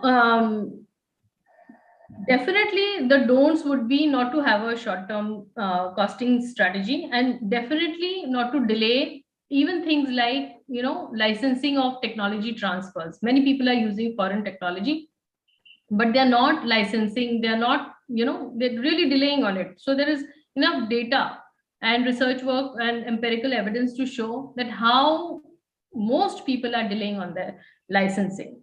So it's very important to have an IP strategy. All this will become part of your strategy. What is going to be an IP strategy? To have a kick-ass IP valuation. And if you really want the government to help you, you can't go last moment and ask them for some help in which they have not, conceptualized this in their policy. So government has come up with Make in India policy. They have come up with the startup policy in 2016. How many people are engaging with it, and how many people know what is there in the policy? And how many, incubators like yours have given awareness to, so like we're doing now. You are giving awareness to the startups which are registered with you, or whoever you are engaging with. They really need to have serious awareness about this, so that they can engage with what the policy offers, and therefore to go back to the government and say that there are some challenges, we are unable to utilize Make in India, we are unable to exit, we are whatever the challenges they may be facing. It's important for them to have a dialogue with the policy makers. It should not be just one way, oh government ne de diya to bahut acha kiya, ek policy hamare liye bana di, thank you so much. That doesn't help, because it doesn't help you get what you want when you want it, right? So it's important to engage with the policy makers, Niti Aayog and stuff like that, and to really know what are the schemes. Like there are certain self-certifying schemes of, self-certifying your compliance, to make it easy, so that you can just do it online on labor issues, on environmental issues. There are some relaxed norms for public procurement. So you can actually be part of it, where government can procure your products. They're offering that for the small and medium enterprises and startups. There is a research and development tax incentive that the government is giving the Ministry of Commerce, and in particular the Department of industrial promotion, DIPP को DPIIT कर दिया है ना, that industrial promotion department. Then there are amended rules of 2016 and 17 which recognize startups as a separate entity to file IPRs, so that it can be expedited, the examination can be expedited. And NASSCOM's report in fact says that the latest report, I think is 2018, it says that we are the third largest in the world after US and UK. So we are actually contributing to the world economy. So are we thinking like that, or are we just struggling with our own little, funding issues and thinking of, the issues that surround just my startup? Are we thinking, that horizon, that I'm contributing to not only the Indian economy, the world economy? Because if you're especially on a digital technology, whether you're an app or a online platform, you're competing with the world literally. There are so many unicorns. From 2016 there were just 3-4, and today we have in hundreds that we have unicorns coming from India.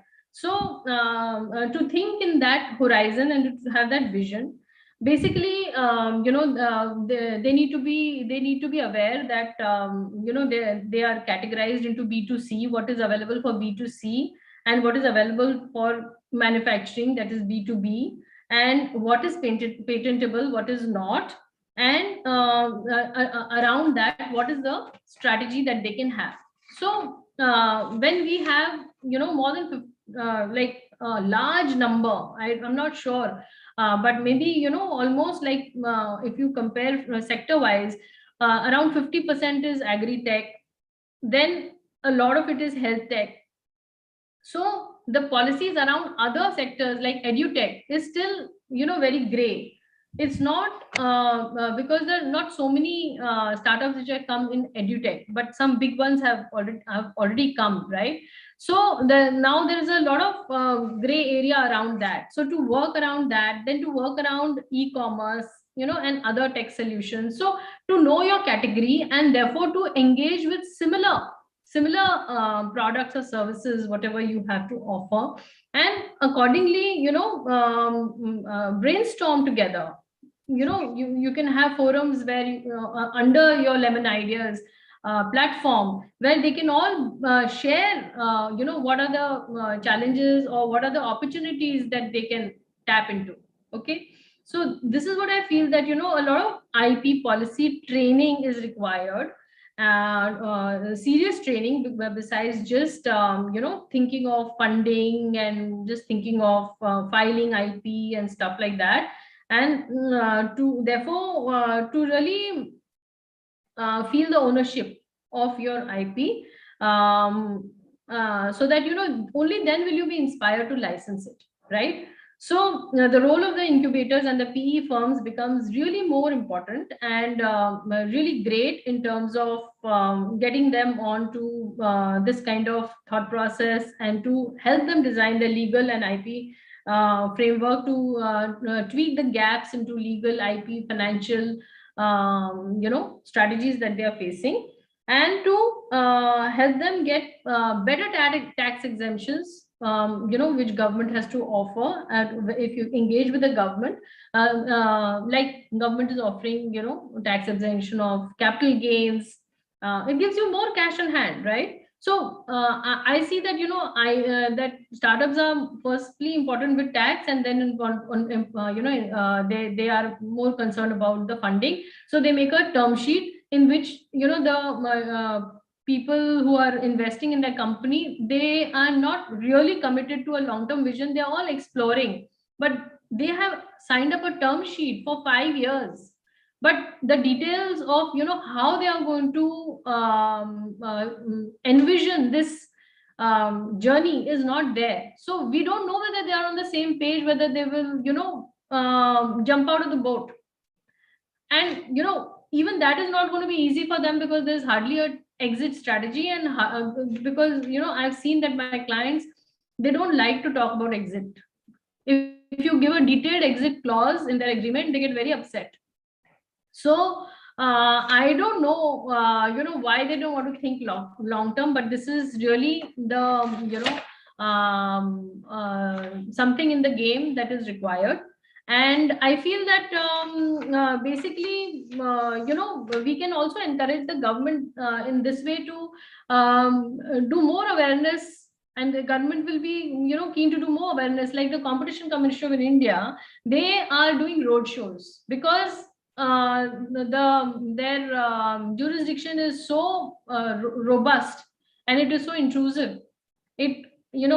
It can go and investigate the big tech and the cartels and all dominant monopolistic practices, and so they are doing that, doing roadshows for awareness, because these companies were getting were going to court challenging their jurisdiction, that what has Competition Commission got to do? This is a we have a technology we are a technology company, we are Uber, we are Ola, we are not a taxi. And I'm talking about 2014, not now. And therefore, the patents and we don't come under the taxi regime. Those regulations don't apply to us. The Ericssons and all, they would say, the patent laws applies to us, not competition. But competition law applies to small and big and every firm. So small firms, to become strong, they become a cartel. They all come together. Those strategies will also be penalized by the Competition Commission. So we have seen not only just this early stage startups, even big tech has not thought of a long-term strategy. And that's how today Facebook and Amazon and Twitter, they're all in a soup, and all competition authorities and all and FTCs and all the regulatory authorities of the world are after them. It is also a geopolitical and a socio-political issue, like the CAIT, the Traders Association, is going against the e-commerce platforms, the Flipkarts and Snapdeal, all those. So it's a lot to do with socio-political issues. But I would say that we need to understand that the regulatory capacity is never going to match up to the pace of technology, and therefore it is important to have a preemptive strategy. We know that they will not understand whether you're a technology company, whether you fall into a certain category or not, and therefore to have a story. What are you? Why are you here? So now comes the business strategy that I would wanted to talk about, that you actually need to tell your story and brand yourself. Once you have a good legal image, and if you, because everybody would like to think that, I want to be a unicorn. So that's how an Ola started, even though they may be a copycat service after Uber, and they did become a unicorn. So they were looked into by all kinds of regulatory authorities. So if you want to become, a unicorn tomorrow after a few years, you need to think today. Dream 11 did not have plan in 2009 when they started their business, but suddenly in the lockdown they became big, and they are being banned by several governments, and they cannot operate in, down south in Karnataka, Tamil Nadu, and then those governments have banned using Dream 11 app. Although it's as per the law, there is no law for fantasy sports. So there a lot of gray area. We are still living in colonial regime, where, when the British designed some laws, some of the laws are still from that time, that we have just adapted them. So point is to have a preemptive strategy, preemptive regulatory and legal strategy, and to have a brand story. Not only will it help you to continue to innovate and to continue to exercise your mental faculties of how to be there in the market, because you know your story, but it will also differentiate you from a bad guy in the market. And that's how it's going to be important for your IP valuation, is going to be important for your legal and regulatory risk-free, journey. So I feel that this is a overall picture that I would like to share with everybody from my experience, that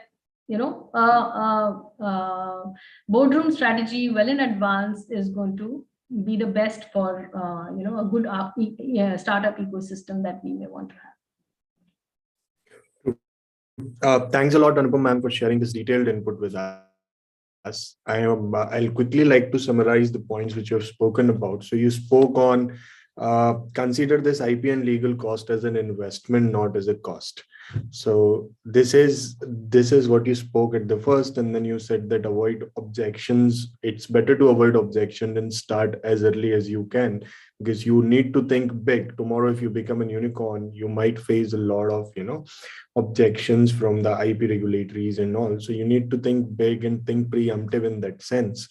The startup should be having the IP policy within the firm, and they should engage with the relevant government bodies. So we spoke around Indian context more here, but the startups that are in the Zoom room or will be seeing this particular panel discussion once it ends, from African countries or from our neighboring countries like Maldives and Nepal, I would request them to check with the concerned regulatory authorities in their countries.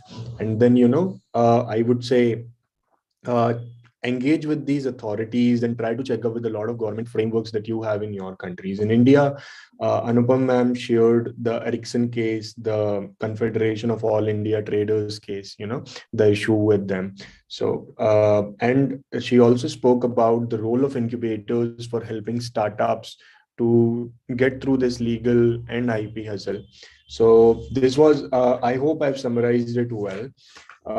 With this, I like to go with Kaustubh ji. So Kaustubh ji, like a 5 to 10 minutes of your talk with the startups, and then we'll move ahead to the list. Sure.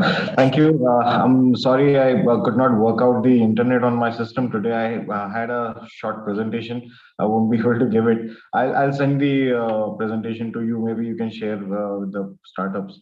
So I must say Anupam ji has covered a very diverse subject in very point-wise manner. And I agree with her with all the issues that the MSMEs are facing. I would speak more about MSMEs because that's what we deal with on a regular basis.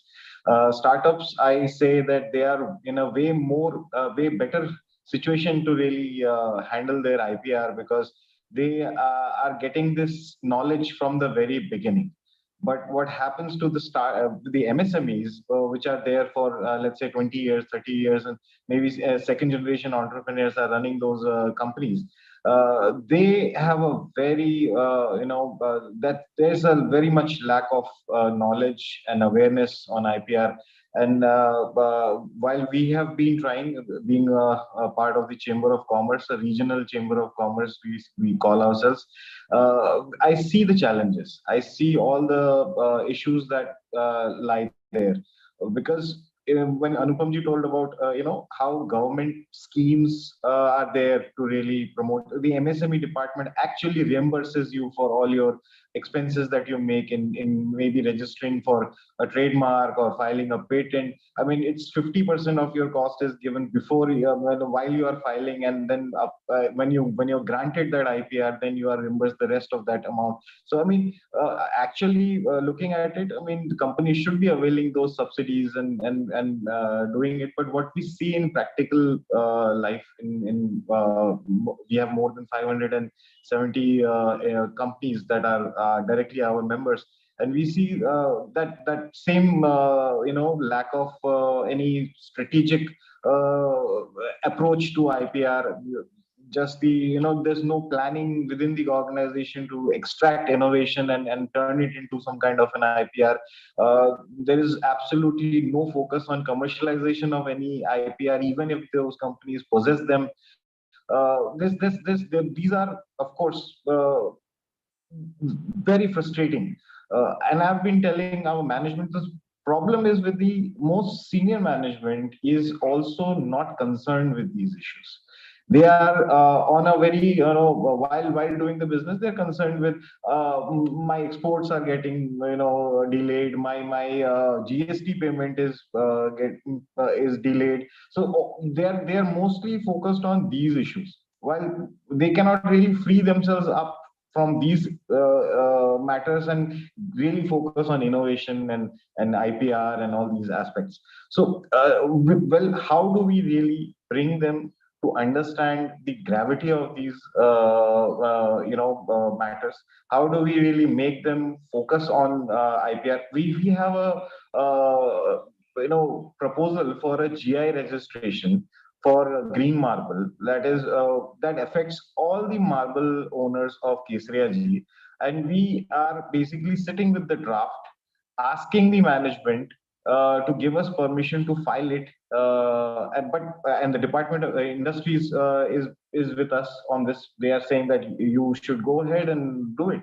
But the last 2 years, we've been just trying to rally everybody together. We have written to all the marble associations asking for their support, but really nobody cares. And that's very surprising that we explained to them. Even the Patent General, the Controller General of Patents himself traveled to Udaipur. We had a meeting with him. He explained the whole issue, and he promoted the GI concept and asked everybody to really go ahead with it. But rallying people in actual sense, getting these required filing done, getting them to start benefiting from this is a huge challenge. Of course, there are those who understand the value of it and they are already doing well. I mean, there are so many young entrepreneurs who have started restaurants which could be franchised. They might think that they're not in the right stage in their business yet. But yes, they have this in mind. Youngsters, I must say, startups and youngsters, they have that in their mind that yes, we can do it. So there are, of course, we have tried to set up a sort of a incubator for them. There is a approach to an idea. Let's say if you are going by an incubator model of ideas, how do you commercialize? So you basically start with the formation of the company itself. You bring people and you start focusing on the innovation. You start product development. You create a prototype or you create a brand, and then you just commercialize it. You go. So that is one approach. Other approach is the accelerator approach, where you have a basic idea. You start. You work with you work with a shared team of people who are giving their inputs to something, and then develop a product, create a prototype, and then think of registering a company and promoting it and commercializing it. So, I mean, this is what we need to give to the industry right now, and we are not able to do it. And I do not know. I would like to hear from Anupamji if she can give us some points on how we can deal with our members, when our MSME members, in really adopting to these things. They are aware of there are government subsidy schemes. They're aware that these are necessary aspects of doing business. They know that this is going to impact them in the future, because and they realize that there is innovation in their company. There are so many old generation entrepreneurs who just sit and they talk about so many things that they have identified in their business, and they have tweaked and modified something, and they've created some new kind of a concept or idea. But they are keeping those things to themselves. They would have this hesitation of letting those innovations out, or getting them registered, or getting them. They know that there are lawyers there. We are there to facilitate them. But still, I mean, they would not come to us for filing of their IPR. There are so many things that are patentable. There are so many trademarks that are not protected. So that's what I would like to hear from you, and also the startups who are here, those who have already begun registering their IPR, and they are already in the process. So vis-a-vis those people, our MSMEs are the real challenge. So maybe we'll take Anupam ma'am's input on what you asked of tackling these old generation entrepreneurs for patent filings in IP dimension, and then we'll move on to Namitaji. Anupam ma'am, over to you for a minute. Sure, I do understand, Kaustubh, and I think that's Lemon Ideas and such incubators like Career Launcher and NAS forms of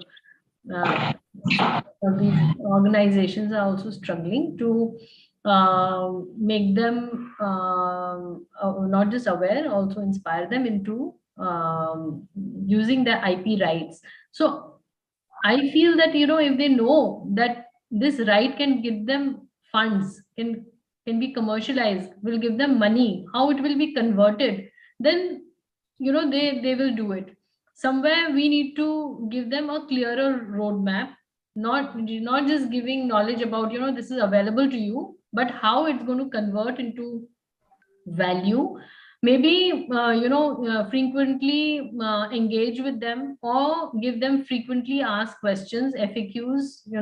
So a lot of way in constantly engaging with them is going to help them realize the value, how it can be converted into value. Because what they are struggling, they also have some concerns. What they are struggling is with cost and with funding. So if that is the concern, we need to address it by showing that how it can get them more funding, and how they can save on cash if they get some exemptions. So maybe training material, FAQs, and also some with some of them you can work one-on-one and find a solution actually. So find a solution and say that, okay, now if, like, I would say as a negotiator, as a mediator, that if this litigation has an age of 10 years plus, and this is only a prediction, I don't even know if it is going to go beyond that, and if I sit in one room with you people and negotiate a strategy to solve the differences or the conflicts and difference of opinion, and even differences between government departments and and business owners. Differences between association of smaller players, MSMEs, and bigger players, that they may be having some competitive issues with them. So all those differences can be sorted out in a discussion forum or a negotiation strategy sitting in a room. So if I say that I'm going to solve this in 1 or 2 sessions, or maybe a little more, but definitely it will not go in years. It can finish in days. Sometimes it has finished in 2-3 sessions, just 2-3 days, compared to 10-20 years. Like even issues that were just lingering for 25 years have finished in 3 sessions. So if we give them that picture, realistic picture, or a incentive, I think that is where we need to help these guys who are unable to decide and who are stuck with their ideas of feeling trapped. So and it's not easy to trust the government. It's not easy to give away your intellectual property and just think that it's not going to be leaked. So there are ways to help them out of it, and that's where specialists come in. That's where people who draft patent applications, who do this work as attorneys, they come in. And if we tell them that that your intellectual property is going to be safe, and how we are going to ensure that I think that discussion also needs to go beyond that initial awareness of what is available to them. So I this is how we can help them. So what you spoke about them is a structured input that they actually need, and the kind of value that they are going to generate from these patent filings and IP structures. Thanks a lot, ma'am. Kaustubji, you spoke about this scheme by MSME department in India, wherein they reimburses all of your expenses. And you also spoke that the startup should be having the strategic planning around IP and legal matters, for commercializing, even for commercializing their IPR. Apart from their core business functions, there is a focus that is needed right from the beginning. Add another government scheme that basically facilitates IPR generation. Sometime back, the MSME department came out with a CDP scheme. It's a common facility development scheme in which there is a whole, like how you start with the compliances itself, how you generate your own quality standards, you standardize your own practices. So there are schemes like ZED is also already there. There is also the CDP scheme, basically talks about creating new standards for the industry, for new processes, for something that you have completely, this is a blue ocean strategy. You have gone with some kind of an innovative product. So you can actually standardize those things. And for the standardization of such processes, there is in that CDP scheme, you can bring on a collective of 20 odd companies, and those who are following similar kind of a practices, you can standardize your practice, and then get them validated, get them registered, and then you can then start promoting that standard to the industry. So like how so I have a lot of questions like this in a discussion also. So Yes. we'll be jumping onto that. But before that, I'd like to take Namita's input to all of the startups. Namita ji, over to you now for your time. Yeah, thank you, Krishnakant. And I would like to take it forward what Anupam ma'am has said, that we need to convert the startups first need to convert their IPs into a value, and so we have to teach them that there is something which you are investing your time and your money into IP, and then you can convert that actually your thing or your invention into value. So let me just introduce a little bit about Veraspire. So Veraspire is an Indian startup, and it has registered subsidiaries in USA and Canada also. And so I'm going to disclose only some information which we are not more bounded into with the confidentiality and with the clients when the term is over. So as we all know that in IP, before disclosing our ideas, we need to save it, right? So there are certain startups which Veraspire has, you know, supported them in protecting their IP and then converting that IP into some value. So there were I'm talking about in 2011 and 12, there was a founder who wanted to work something on the search engines, mobile app search engines. So he came up to Veraspire that, yes, I want to do something in it. So what I can do? So we actually started strategizing their IP, and then we have filed more than 14 to 15 patent applications for that in US. And then for first protecting their IP, and then within a year of 1.5 years, those patents were granted into the expedited prosecution. And then soon the company got an investment of more than 600 million US dollars.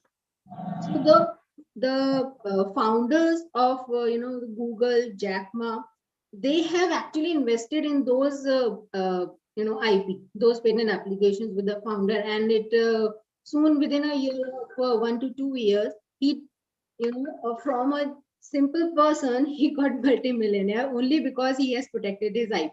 So that's the the strong point of first protecting your IP. So this is one of the main examples. Then we have, there was one graduate, he was in third or fourth year of his graduation, and he came up with the idea because he was a musician himself. So he wanted to do something with the guitars. So he came up with the idea, why not to, join the guitar with the mobile app. So he wanted to do something in that. So he came up with the idea that why not to link the guitar with the mobile phone with an app. So what he did is, before, if you can select one song, if you want to play in the guitar, right? So within first to 2 seconds before that tone is going to be played on the guitar, one LED will blink on it, so that you know that you have to, click on that string for playing this tone. So for him also, we have filed patent applications in the US only, and then soon after some time, when he got a patent on that, he got into an agreement with one of the leading phone manufacturing company, and to make more than 1 lakh of that G-tar devices. So that G-tar is basically his own invention. So another one important or interesting idea which we have worked upon is like the PUBG. We all are into playing the PUBG games, right? So he came up with the idea of a real-time user gaming interface, right? So all the startups are here. So the whole idea was that multiplayer gaming on different mobile operating systems like Symbian, View, etc. So many of the startups who are watching this may not know these terms of these OS. Just like, but PUBG is everyone is known to that. So they have filed 12 patent applications, and with the the expedited prosecution, 6 of the patents were already granted. So they actually got a very good deal of $48 million, right? So they said that 18 millions will be giving it to you upfront, but when the other 6 patents were also being granted by the patent office, then they will get the rest of the money. And we actually worked on that, and that make it happen, and that the is one of the successful startups that actually have worked from the scratch, and then they have converted their IP into some financial value. So these are some of the interesting ideas which we have actually worked upon, and therefore we definitely ask the startups to invest in IP and then go for the other thing. So because IP is very a fundamental aspect for any of these startups. So what our objective is to first ideate, innovate, and then generate, and then commercialize your idea. So that will definitely going to benefit all of the startups. So I wish all the startups all the best, and thank you Lemon Ideas for such a beautiful session. Thank you. It was amazing, Namitaji, to listen to the case studies that you have worked on. And it was really amazing. Even, in fact, we have a few of the case studies and openers also during our previous years. Somebody from Udaipur coming from that particular small town, filing a patent in Japan, getting incubated there, and they're therefore raising a followed funding in Japan only. I'll speak more onto it, but then I'll quickly move ahead and take few of the questions that I have for the benefit of our startups. I'll start it with the legal matters, and then we'll move on to the IP ones. So the very basic question that we have in early stage startup founders' mind, and which moreover occupies their mindset, is that when should we get our formal company registered? Because what happens is a lot of times we were still experimenting, right? And we used to operate on a very lenient or very lean model. We didn't realize that, okay, is this the right time for us to get a company registered? If yes, what do you suggest? What is the suggested format for registering your company? When you're registering it, is it private limited? Is it one person company? Is it the new LLP format? So what would you suggest? I mean, wherein they should get it registered, and when they should be registering it? I'll first of all go to Namita ji for this, and then probably I'll move on to our other panel members. So Namita ji, what's your input on this? So whenever you are thinking of making any company or for doing the startup, what I suggest is first go through whether your invention or whether on which the project you are working is feasible or not. What will be the the market where you can use your products or your inventions. So first you can go through that. And like Anupam ji has already said, that first go to the searching part of that invention. If you think that yes, it is actually feasible, then you can just make a your startup registered with the company so that you can move it forward, right? It's not that you have just registered one company and then you are thinking like what we are going to do now. This is my thought. And I think Anupam ji can definitely put more light into it. True. I'll go to Anupam ji, but before that, I would like to hear from you on the format of registration as well. Which format do you suggest? The private limited one, the LLP one, or the one person company one? It only depends on what your on which you are working. So ours is a private limited company, right? So it's like we have the power to going through and giving our services to our clients. So that is our the baseline. So if you are into a manufacturing company, right, if you want to start something in a manufacturing unit, then you have to register in that type of work. So I don't want to go into the legalities right now because I am not the right person to say that. Okay. So as per you, it depends on the sectors and the kind of work that you do, right? Amazing. Anupam ji, what's your input on this? I mean, for these two of the questions. So I sort of agree with Namita that there's no one fit all strategy actually, because it all depends on what is your product or service that you come up with. Who are your partners, directors, who all are coming together, who are the shareholders. So once you have a memorandum of understanding, the initial term sheet and the memorandum of understanding, then you want to test it out first, that whether our arrangement is actually working the way we have envisioned. And you give it a phase. You give it, you not only give it a initial phase of funding, finance, from where you're going to get basis your ideas, who all are going to be the VCs who are believing in your ideas, funding it, but you also give it a little bit of time before you enter into a definitive agreement. So you have to be vision partners also. Suppose, your other shareholders are not your vision partners, you will know initially when you're working with them. So once, it's really like a marriage. So once you know that this courtship period is working out, and you know that, the things that we are promising, they are not something that we are talking in the air, and we are seeing that, our conceptualization is practical and it's working out, or what are the obstacles? Are my shareholders with me? Are they going to hold my hand, or they're going to run away? Investors, are they going to hold my hand or run away? So once you have that in place in the initial 1 year, I think then you don't rush into registration, but you enter into a definitive agreement, say,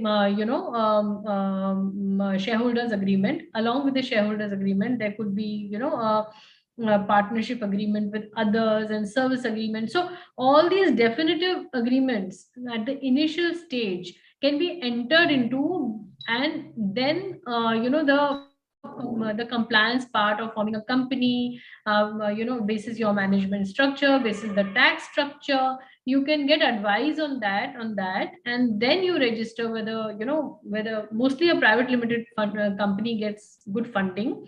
So to register it, basis how your people and how your product and service is seeing commercialization.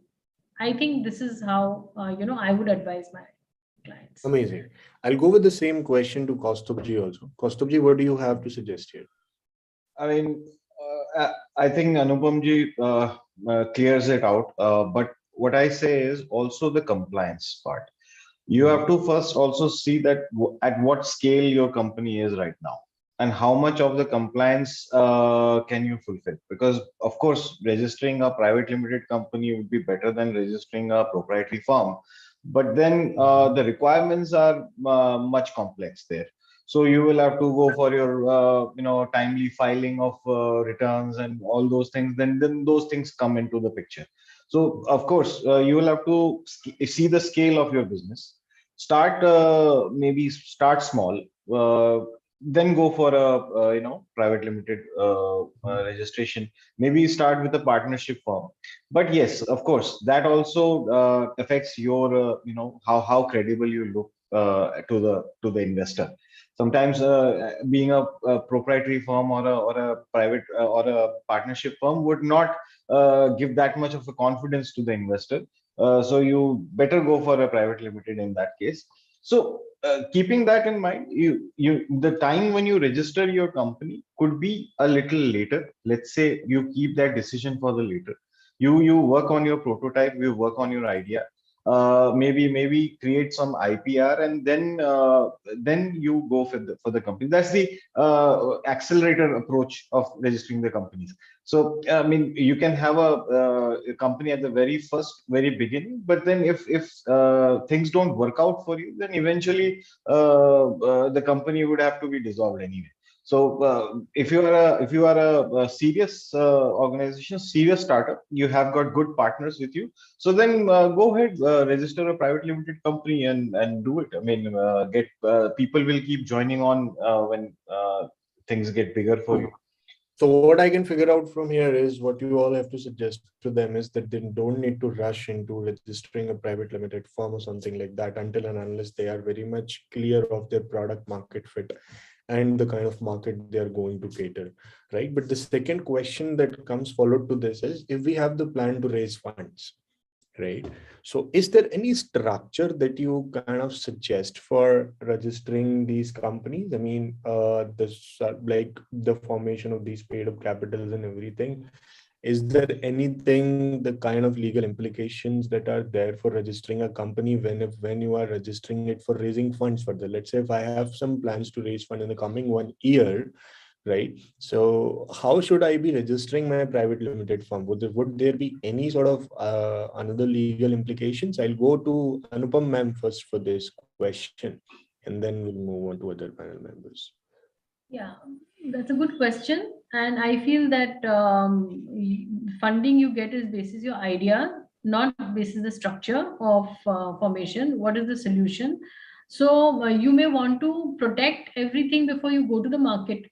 So for that point of view, from that point of view, you can think of a format that suits and then register it. But then, as Kaustubh said, your compliance burden is going to increase. So so you decide whether it's a trade-off. So you decide the cost and benefit on your what is the trade-off and how you want to choose whether you want to rush for registration because you're going to get funding if that is what is the requirement is of the VCs or the PE firms. Now if that is the requirement, then you have an easy exit, so that you can shut it down, or you can let the investors exit, so that basically it doesn't come in the way. So funding is of course the primary thing, but to get funding also you need a better valuation. So it's a chicken and egg. And then I feel that if you have easy exits, then you can rush in for registration or formation of a particular structure basis the shareholder pattern and the management that you have already on board.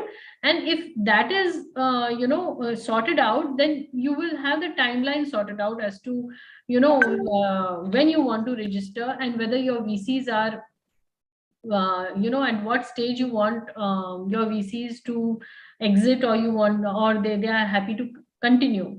So I think the priorities are different at different stages. So what I could understand is there is no thumb rule that applied here. It depends on case-to-case basis. I'll elaborate this question a bit. Let's say if I'm forming, a company, what should I do or what should I take care of for mitigating my conflicts with my partners and with my investors? So probably I'll go to, Namita ji for this particular question. Is there anything that you suggest that startups should be taking care of while registering their companies in the term sheets with their investors, or maybe in the term sheets or maybe in their stakeholders agreements or something like that sort of? Maybe any sort of case studies that you have to share here?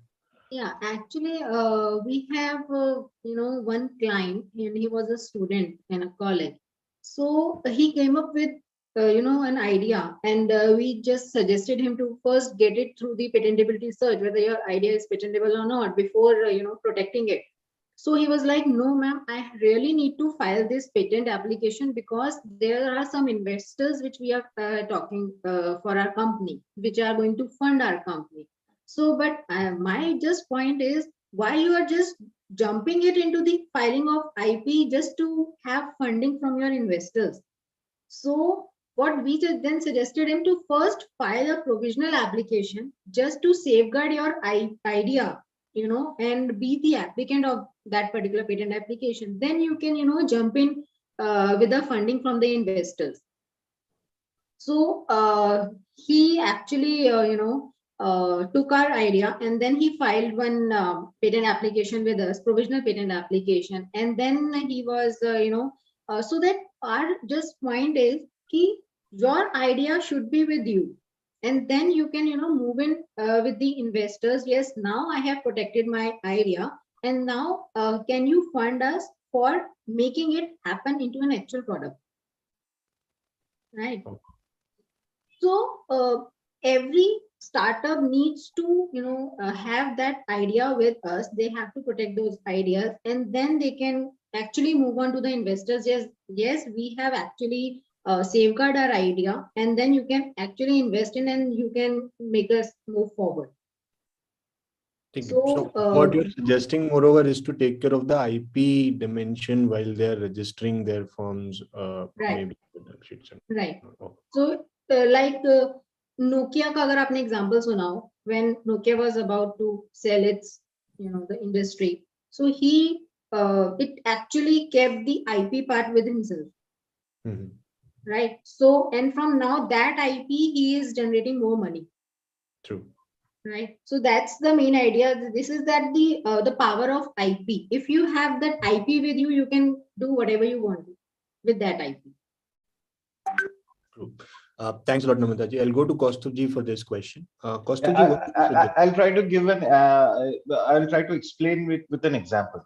Let's say you are in a scenario that you are you are an individual entrepreneur, and you have come up with an idea of a great themed restaurant, and you have thought of a brand name. So you want to register a trademark. Now you have a hotel, or you have got a space where you have put up a restaurant, very nicely themed decor, and you have invested in that. But eventually, maybe the business, while it does quite well, but you cannot keep it going, and you want to exit from the business. So if there is an investor, or there's a buyer who wants to take it up from your hands, so you can actually but the investor says, I have nothing to do with your space. I don't need the space. I don't need your restaurant. I just need your logo. I just need your trademark. So in that case, if the logo or the trademark is registered with the individual, then it is easier for him to dispose of the assets, and he can just give away the trademark to the person and get some money. But if that business is inherently tied up with the trademark, then you have to also dispose of the asset along with the IPR. So this kind of a scenario happens a lot, because there are people who come with a company that they have a factory and they have some patent with it. So now they can either just sell off the patents, or they can just either sell off the factory. So if now you have to see whether you want the IPR to be registered in the name of your business, or you want the IPR to be registered with the owner or the proprietor of the company. So that is also a consideration that you have to make while you are registering the IP, because both institutional, when an individual can also file and an institution can also file. So that depends. What is your exit strategy? May I just add that you must have read in the papers how the Hero group is fighting. The Hero Electric has taken Hero Motorcorp to court for just the trade name, because the EV, the electronic vehicles, which the new group Hero Motorcorp is coming out with in the market. Now they are wondering whether we can use the Hero brand, because there was a family separation in which they are litigating in court who owns the brand. So imagine a company which is so old is today also fighting this litigation just for the trademark and trade name. So definitely a big example to follow, not to follow. Yeah, even Rolls-Royce, when they sold off their business, they sold the brand name to Volkswagen, and sold off the factories to BMW. So when actually they came to sell the cars in the market, they could not with the brand name, and they had to buy the trademark. So they had to spend more than what they actually spent on the factories. True. So what I could get from here is that we should take this IP first approach while we are going through this legal framework. The next question comes to my mind and to our startups founders' mind is, what can be patented? So even we have a question in the chat box related to that. What is the criteria for patent filing, and what all can be patented? Probably I'll go to Anupam ji first for this, and then I'll move on to the next of the panel members. So Anupam ma'am, what do you have to suggest here? What specifically can be patented? I'll give a broad answer to this. Although a patent attorney is the right person who goes and checks, what is really patentable from the invention that is shared. But broadly, what is patented is not software and apps and software. They are all copyright material, because they are creative content, creative videos. The question is relating to video, or online video format course. So they are all content videos. They all have different copyright ownership in the video, in the content, in the graphics. So a lot of IP material, it's all copyright material, and it may have its own trademarks and logos and or trade dress. So many IP rights are generated. Like in a film, there are songs, there are the music, the lyrics, everything is copyright material. So all this kind of content is copyright material. Patent requires some hardware, some element which is associated to a hardware. So a embedded software is patentable, while just a software which doesn't have a chip or something is not easily patentable. So the patent attorney searches and looks into the aspects which can be patented. Firstly, whether they are innovative. Firstly, the first requirement is whether it's an innovative product or service. Second requirement is it should not come in the negative list, that these are the things it's provided in the Patent Act 3 and 4. These are the things not patentable. So it should not come in the negative list. This is broad, but then going specifically into it, the patent attorney or maybe Namita can throw more light as to what can be patented, what cannot be, when you go into the details of it. True. So Namita ji, I'll go to you with this question. Right. So before going into the criteria of patent filing, we should know what the invention is, right? So according to the Patent Act's section 2J, the invention, the word invention is defined as anything new, product or process, that can involve an inventive step, and that too they have should have a capable of an industrial application, right? So this term is known as invention. If you have these things in your invention, then it can be patentable. So there are some criteria that in which we can say yes, this can be patentable or not, right? For patent filing, this is possible or not. So there are 4 criteria. The first is the patentable subject matter. So anything, if like Anupam ji has said that there are 2 sections, section 3 and section 4 of the Patents Act, it tells you what not to patent.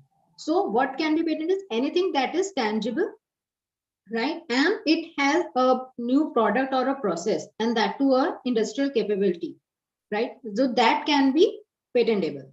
Now, second one is the novelty, right? If anyone says that I have created, like for example, the one we have one question like, can we patent the video format course, right? If you have created a new format of a video, then it can be patentable. But if you are making any video format course, that is under copyright. You can protect it under copyright. Yeah. And to make it, sorry, please complete. No, that's okay. So these are the the novel part is that you have created something new, a new format of a video. So that is the novel part in your invention. So this can be patentable, right? Then third thing is the non-obviousness.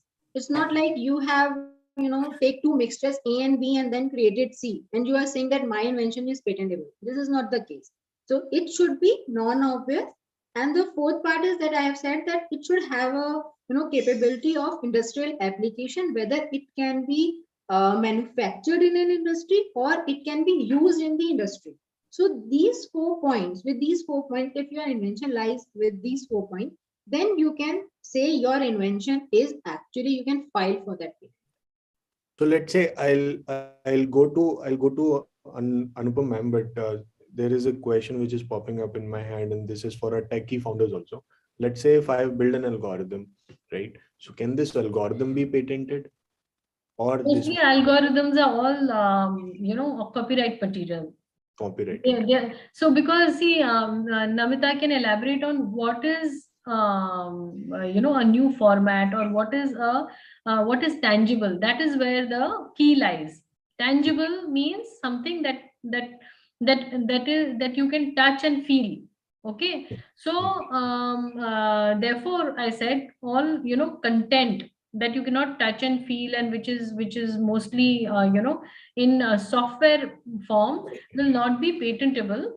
However, there are ways to protect it, like this. You can timestamp it, you can email it to somebody, take a printout and send it in a courier or something, so you can timestamp it in a way that you show that this is my material. How does it matter? You need intellectual property rights, right? Whether it's patentable or copyright material, it has to be an innovative idea. If it is there, it can be commercialized. So it's good because copyright doesn't require so much of investment.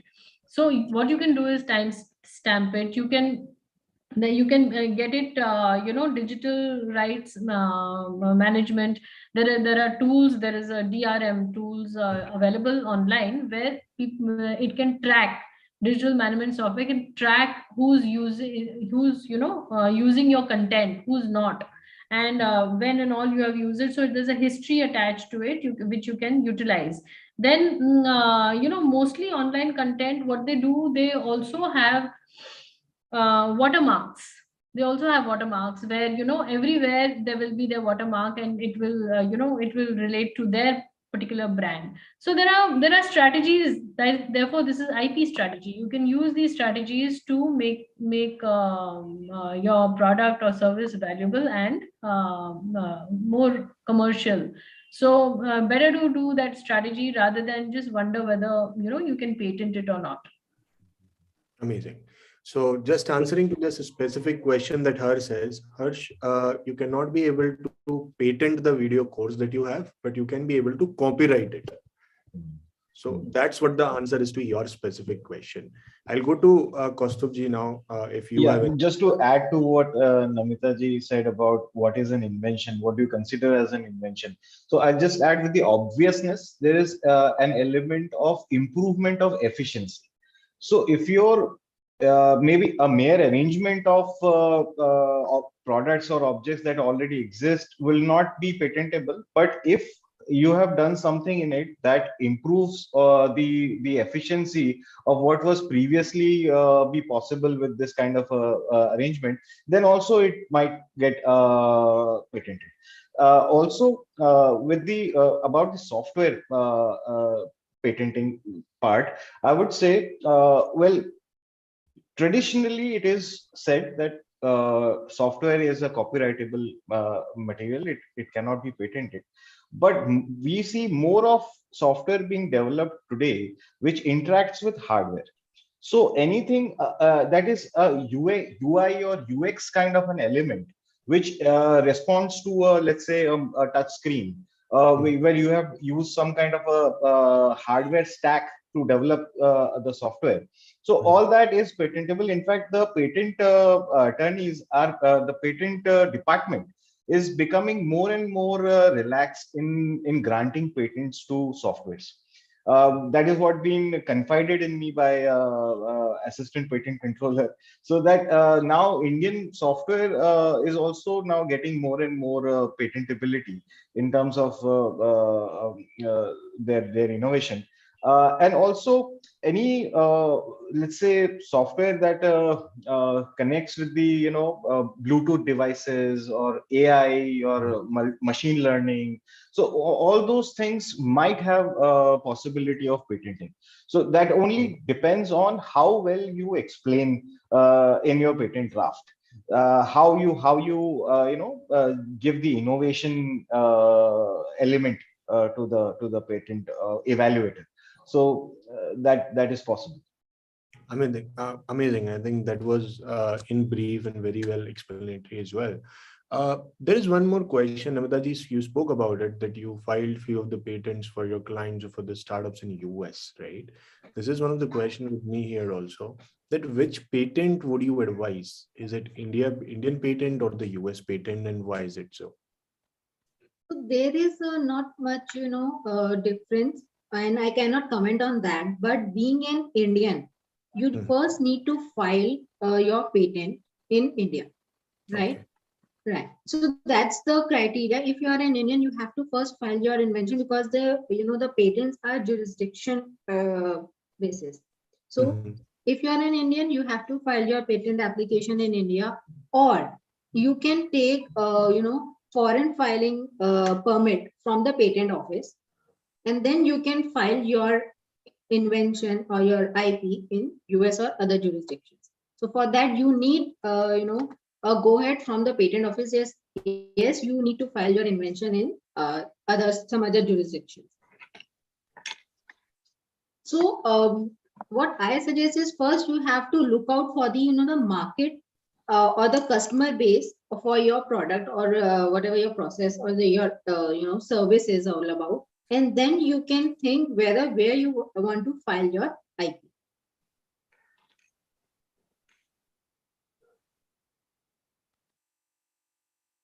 So in one of my client's case, who made a fuel efficient engine, we patented it in several jurisdictions because PCT filing, it has made it easy to patent it in multiple jurisdictions, and in Europe, Brazil, China, Japan, Korea, we filed it in many places where tomorrow you can go to the market. And therefore, you need to have a long-term strategy. And patents, once you get a patent, you will have it for 20 years. So you can have a long-term strategy and accordingly decide as to where you want to, where all you want to patent it. All right. So I'll try to answer this in a different manner, keeping in the perspective of economies. You see, why do you patent your innovation? You want to protect it from infringement. So if you do not protect it in India and China and countries like these, which have got large consumer bases, which are actually going to consume the product or the service. So and just filing a patent in UK or any small European country would not be that much of a consequential, because how much infringement can you do there in terms of population? Well, larger chances are that your innovation is going to get infringed in India, of a country of 1 billion people. So you protect the innovation there first, and then you go ahead and file everywhere else that you think your territory is potentially for your service or product. So what I understand from your inputs is that it has a geographical strategy also altogether attached to your IP protection. Amazing. I have a last question. Like we spoke about legalities, we spoke about how to file patents, what can be patented, what could be the strategies around it. I would want to know that how to commercialize it. I mean, a lot of founders ask us, let's say if you filed a patent, is there any steps that you follow or maybe anything that you suggest for commercializing it? Specifically, very short, very quick. Maybe I'll go to Namita ji first, then to Kaustubh and then to... There are, 3 broad ways in which you can commercialize your IP. So first thing is use your IP yourself, right? If you have protected something, you are going to make that product and sell in the market. Right? So if you cannot make it the product yourself, then you can assign your invention or your protected IP to some other, so that they can actually make use of it, and you can take the royalty from them. Or maybe third thing, you can license your IP to some others so that they can make use of the your IP or make it, sell it in the market, and then you get some a fee in exchange for that licensing. So keep it short. There are 3 ways: use it, or assign it, or license it. Amazing. Kaustubh ji, do you have anything to add? There is no, dearth of marketing and branding strategy to check out, whether the market is responding to it. Yes. Okay. You need to look at all the case studies. There are so many wonderful, ways to really apply your IP. In fact, there's a whole innovation involved in just marketing and branding your, innovation. So it could be through government channels, because even government is licensing out a lot of industry and academic patents for something. Like, for example, the person who invented the anti-collision device. So that innovation was taken on by the government, and then the government commercialized it all across its strains. So you can actually do a lot of sharing of IPR through licensing and through, in fact, even you can create a trust which kind of deals with some kind of a social entrepreneurship. and you can actually source the product from the villages. Like for example, there was this very beautiful case study. Let me pull it out. It was the Tropical Botanical Garden and Research Institute, which did something with the Arya Vaidya Pharmacy and the Kani tribe of Western Ghats in Kerala. The Kani tribe people, what they did was they possessed a traditional wisdom, medicinal wisdom. They actually got some seeds, the fruits from some wild plants, and they used to make some kind of a chawanprash kind of a thing, a kind of a tonic for health, and which gave them very long life, and it was an anti-aging property to it. So the there was this non-profit organization which basically this Tropical Botanical Garden Research Institute, they rediscovered this innovation. They involved the people of the Kani tribe to do the whole farming for them. So they would actually let these tribal people to become their own entrepreneurs, some women entrepreneurs basically, and then source that material from them, and they licensed it out to a pharmaceutical company called Arya Vaidya Pharmacy, and to promote this product called Jivani, this tonic kind of a thing that got widely popular. In fact, in America, so there was a trademark infringement in America of this product, and they fought the case, and they won the case. So you can have a whole IP portfolio strategy where you have a mix of different IPRs. You could have designs with you. You could have trademarks with you. You could have patents with you. So it's not just the patent, but it could be a lot of other things also that can help you, protect various aspects of your business and also market them and expand your business. So, that's a very interesting example Kaustubh has given. I recently, was advising a client who had made an app for stories to be told to children. And as they were using their own, app, and they were with a few small core group, they realized they need to improvise it. And they changed it into a different, service altogether, not just stories, something much more. So basically it helps initially, if before really going out, it helps in prototyping and doing phase wise checking of your products or services. Amazing. So I think that was a wonderful discussion, and I'll quickly summarize this. Whatever we had discussed, we actually started off with your monologues of 5 to 10 minutes of your monologues. You spoke about how can our startups protect their, work, or the kind of models they do have and the kind of innovations they do have. Then we spoke on, various questions around legal aspects, and then we move on to patenting, and then we move on to how do we commercialize our patents, and we discussed a lot of case studies in between as well.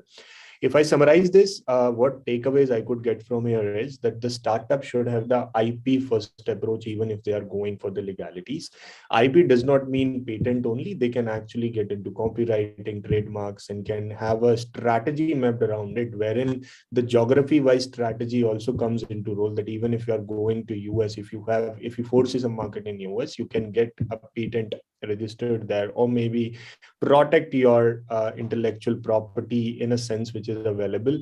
For this, you need to consult a patent attorney or the concerned person who will advise you more based on the kind of innovation that these startups has. And the second one is one of the kind of input that I got is we need not to rush more into legal formations of enterprises, rather finding a product market fit first and then visualizing it, that how it's going to roll out, and then maybe moving on to the legalities part of it. So thanks a lot, Anupam ma'am, Kaustubh ji, and Namita ji for joining us here today. It was really a wonderful session, and it has been approximately 1.5 hours now of us being here, or close to 2 hours. And thank you so much for giving this wonderful content to all of our startups. I hope this would be useful for useful to them, and we thank you from the bottom of our hearts for spending time here. Krishnakant, sorry to disturb you, but I just want to make one point very clear to the startups. So before filing or registering their IP, they should definitely consult a patent attorney or a patent agent for filing. Because I just remember one of my client who has registered its trademark on its own, right? Because some of his not known person, he was filing it for maybe few bucks. So now when during the prosecution part, right, he came up to us and that I have got some objections on my trademark. What should I do? So we have just gone through the the history of that prosecution, and in one of the replies, so the examiner has objected that your logo is same as these parts.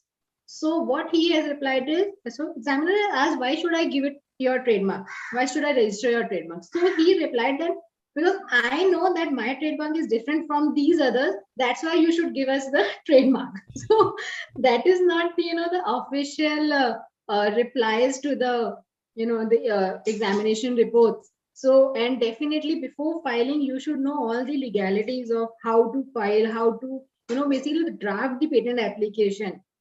So there are that's why these are patent agents who have actually know how to draft that, how to file the response. So you should definitely consult these agents before filing your IP, so that you can definitely get more output from your IP. Amazing. Thanks a lot, Namitaji, for adding this to the summary part. Thanks a lot for joining us here, and I thank all the startups also who had joined us. I am handing over this to Amartya now. Amartya, over to you. And thanks a lot, Kaustubji, Anupam ma'am, and Namitaji. It was a pleasure. Thank you so much. Thank you.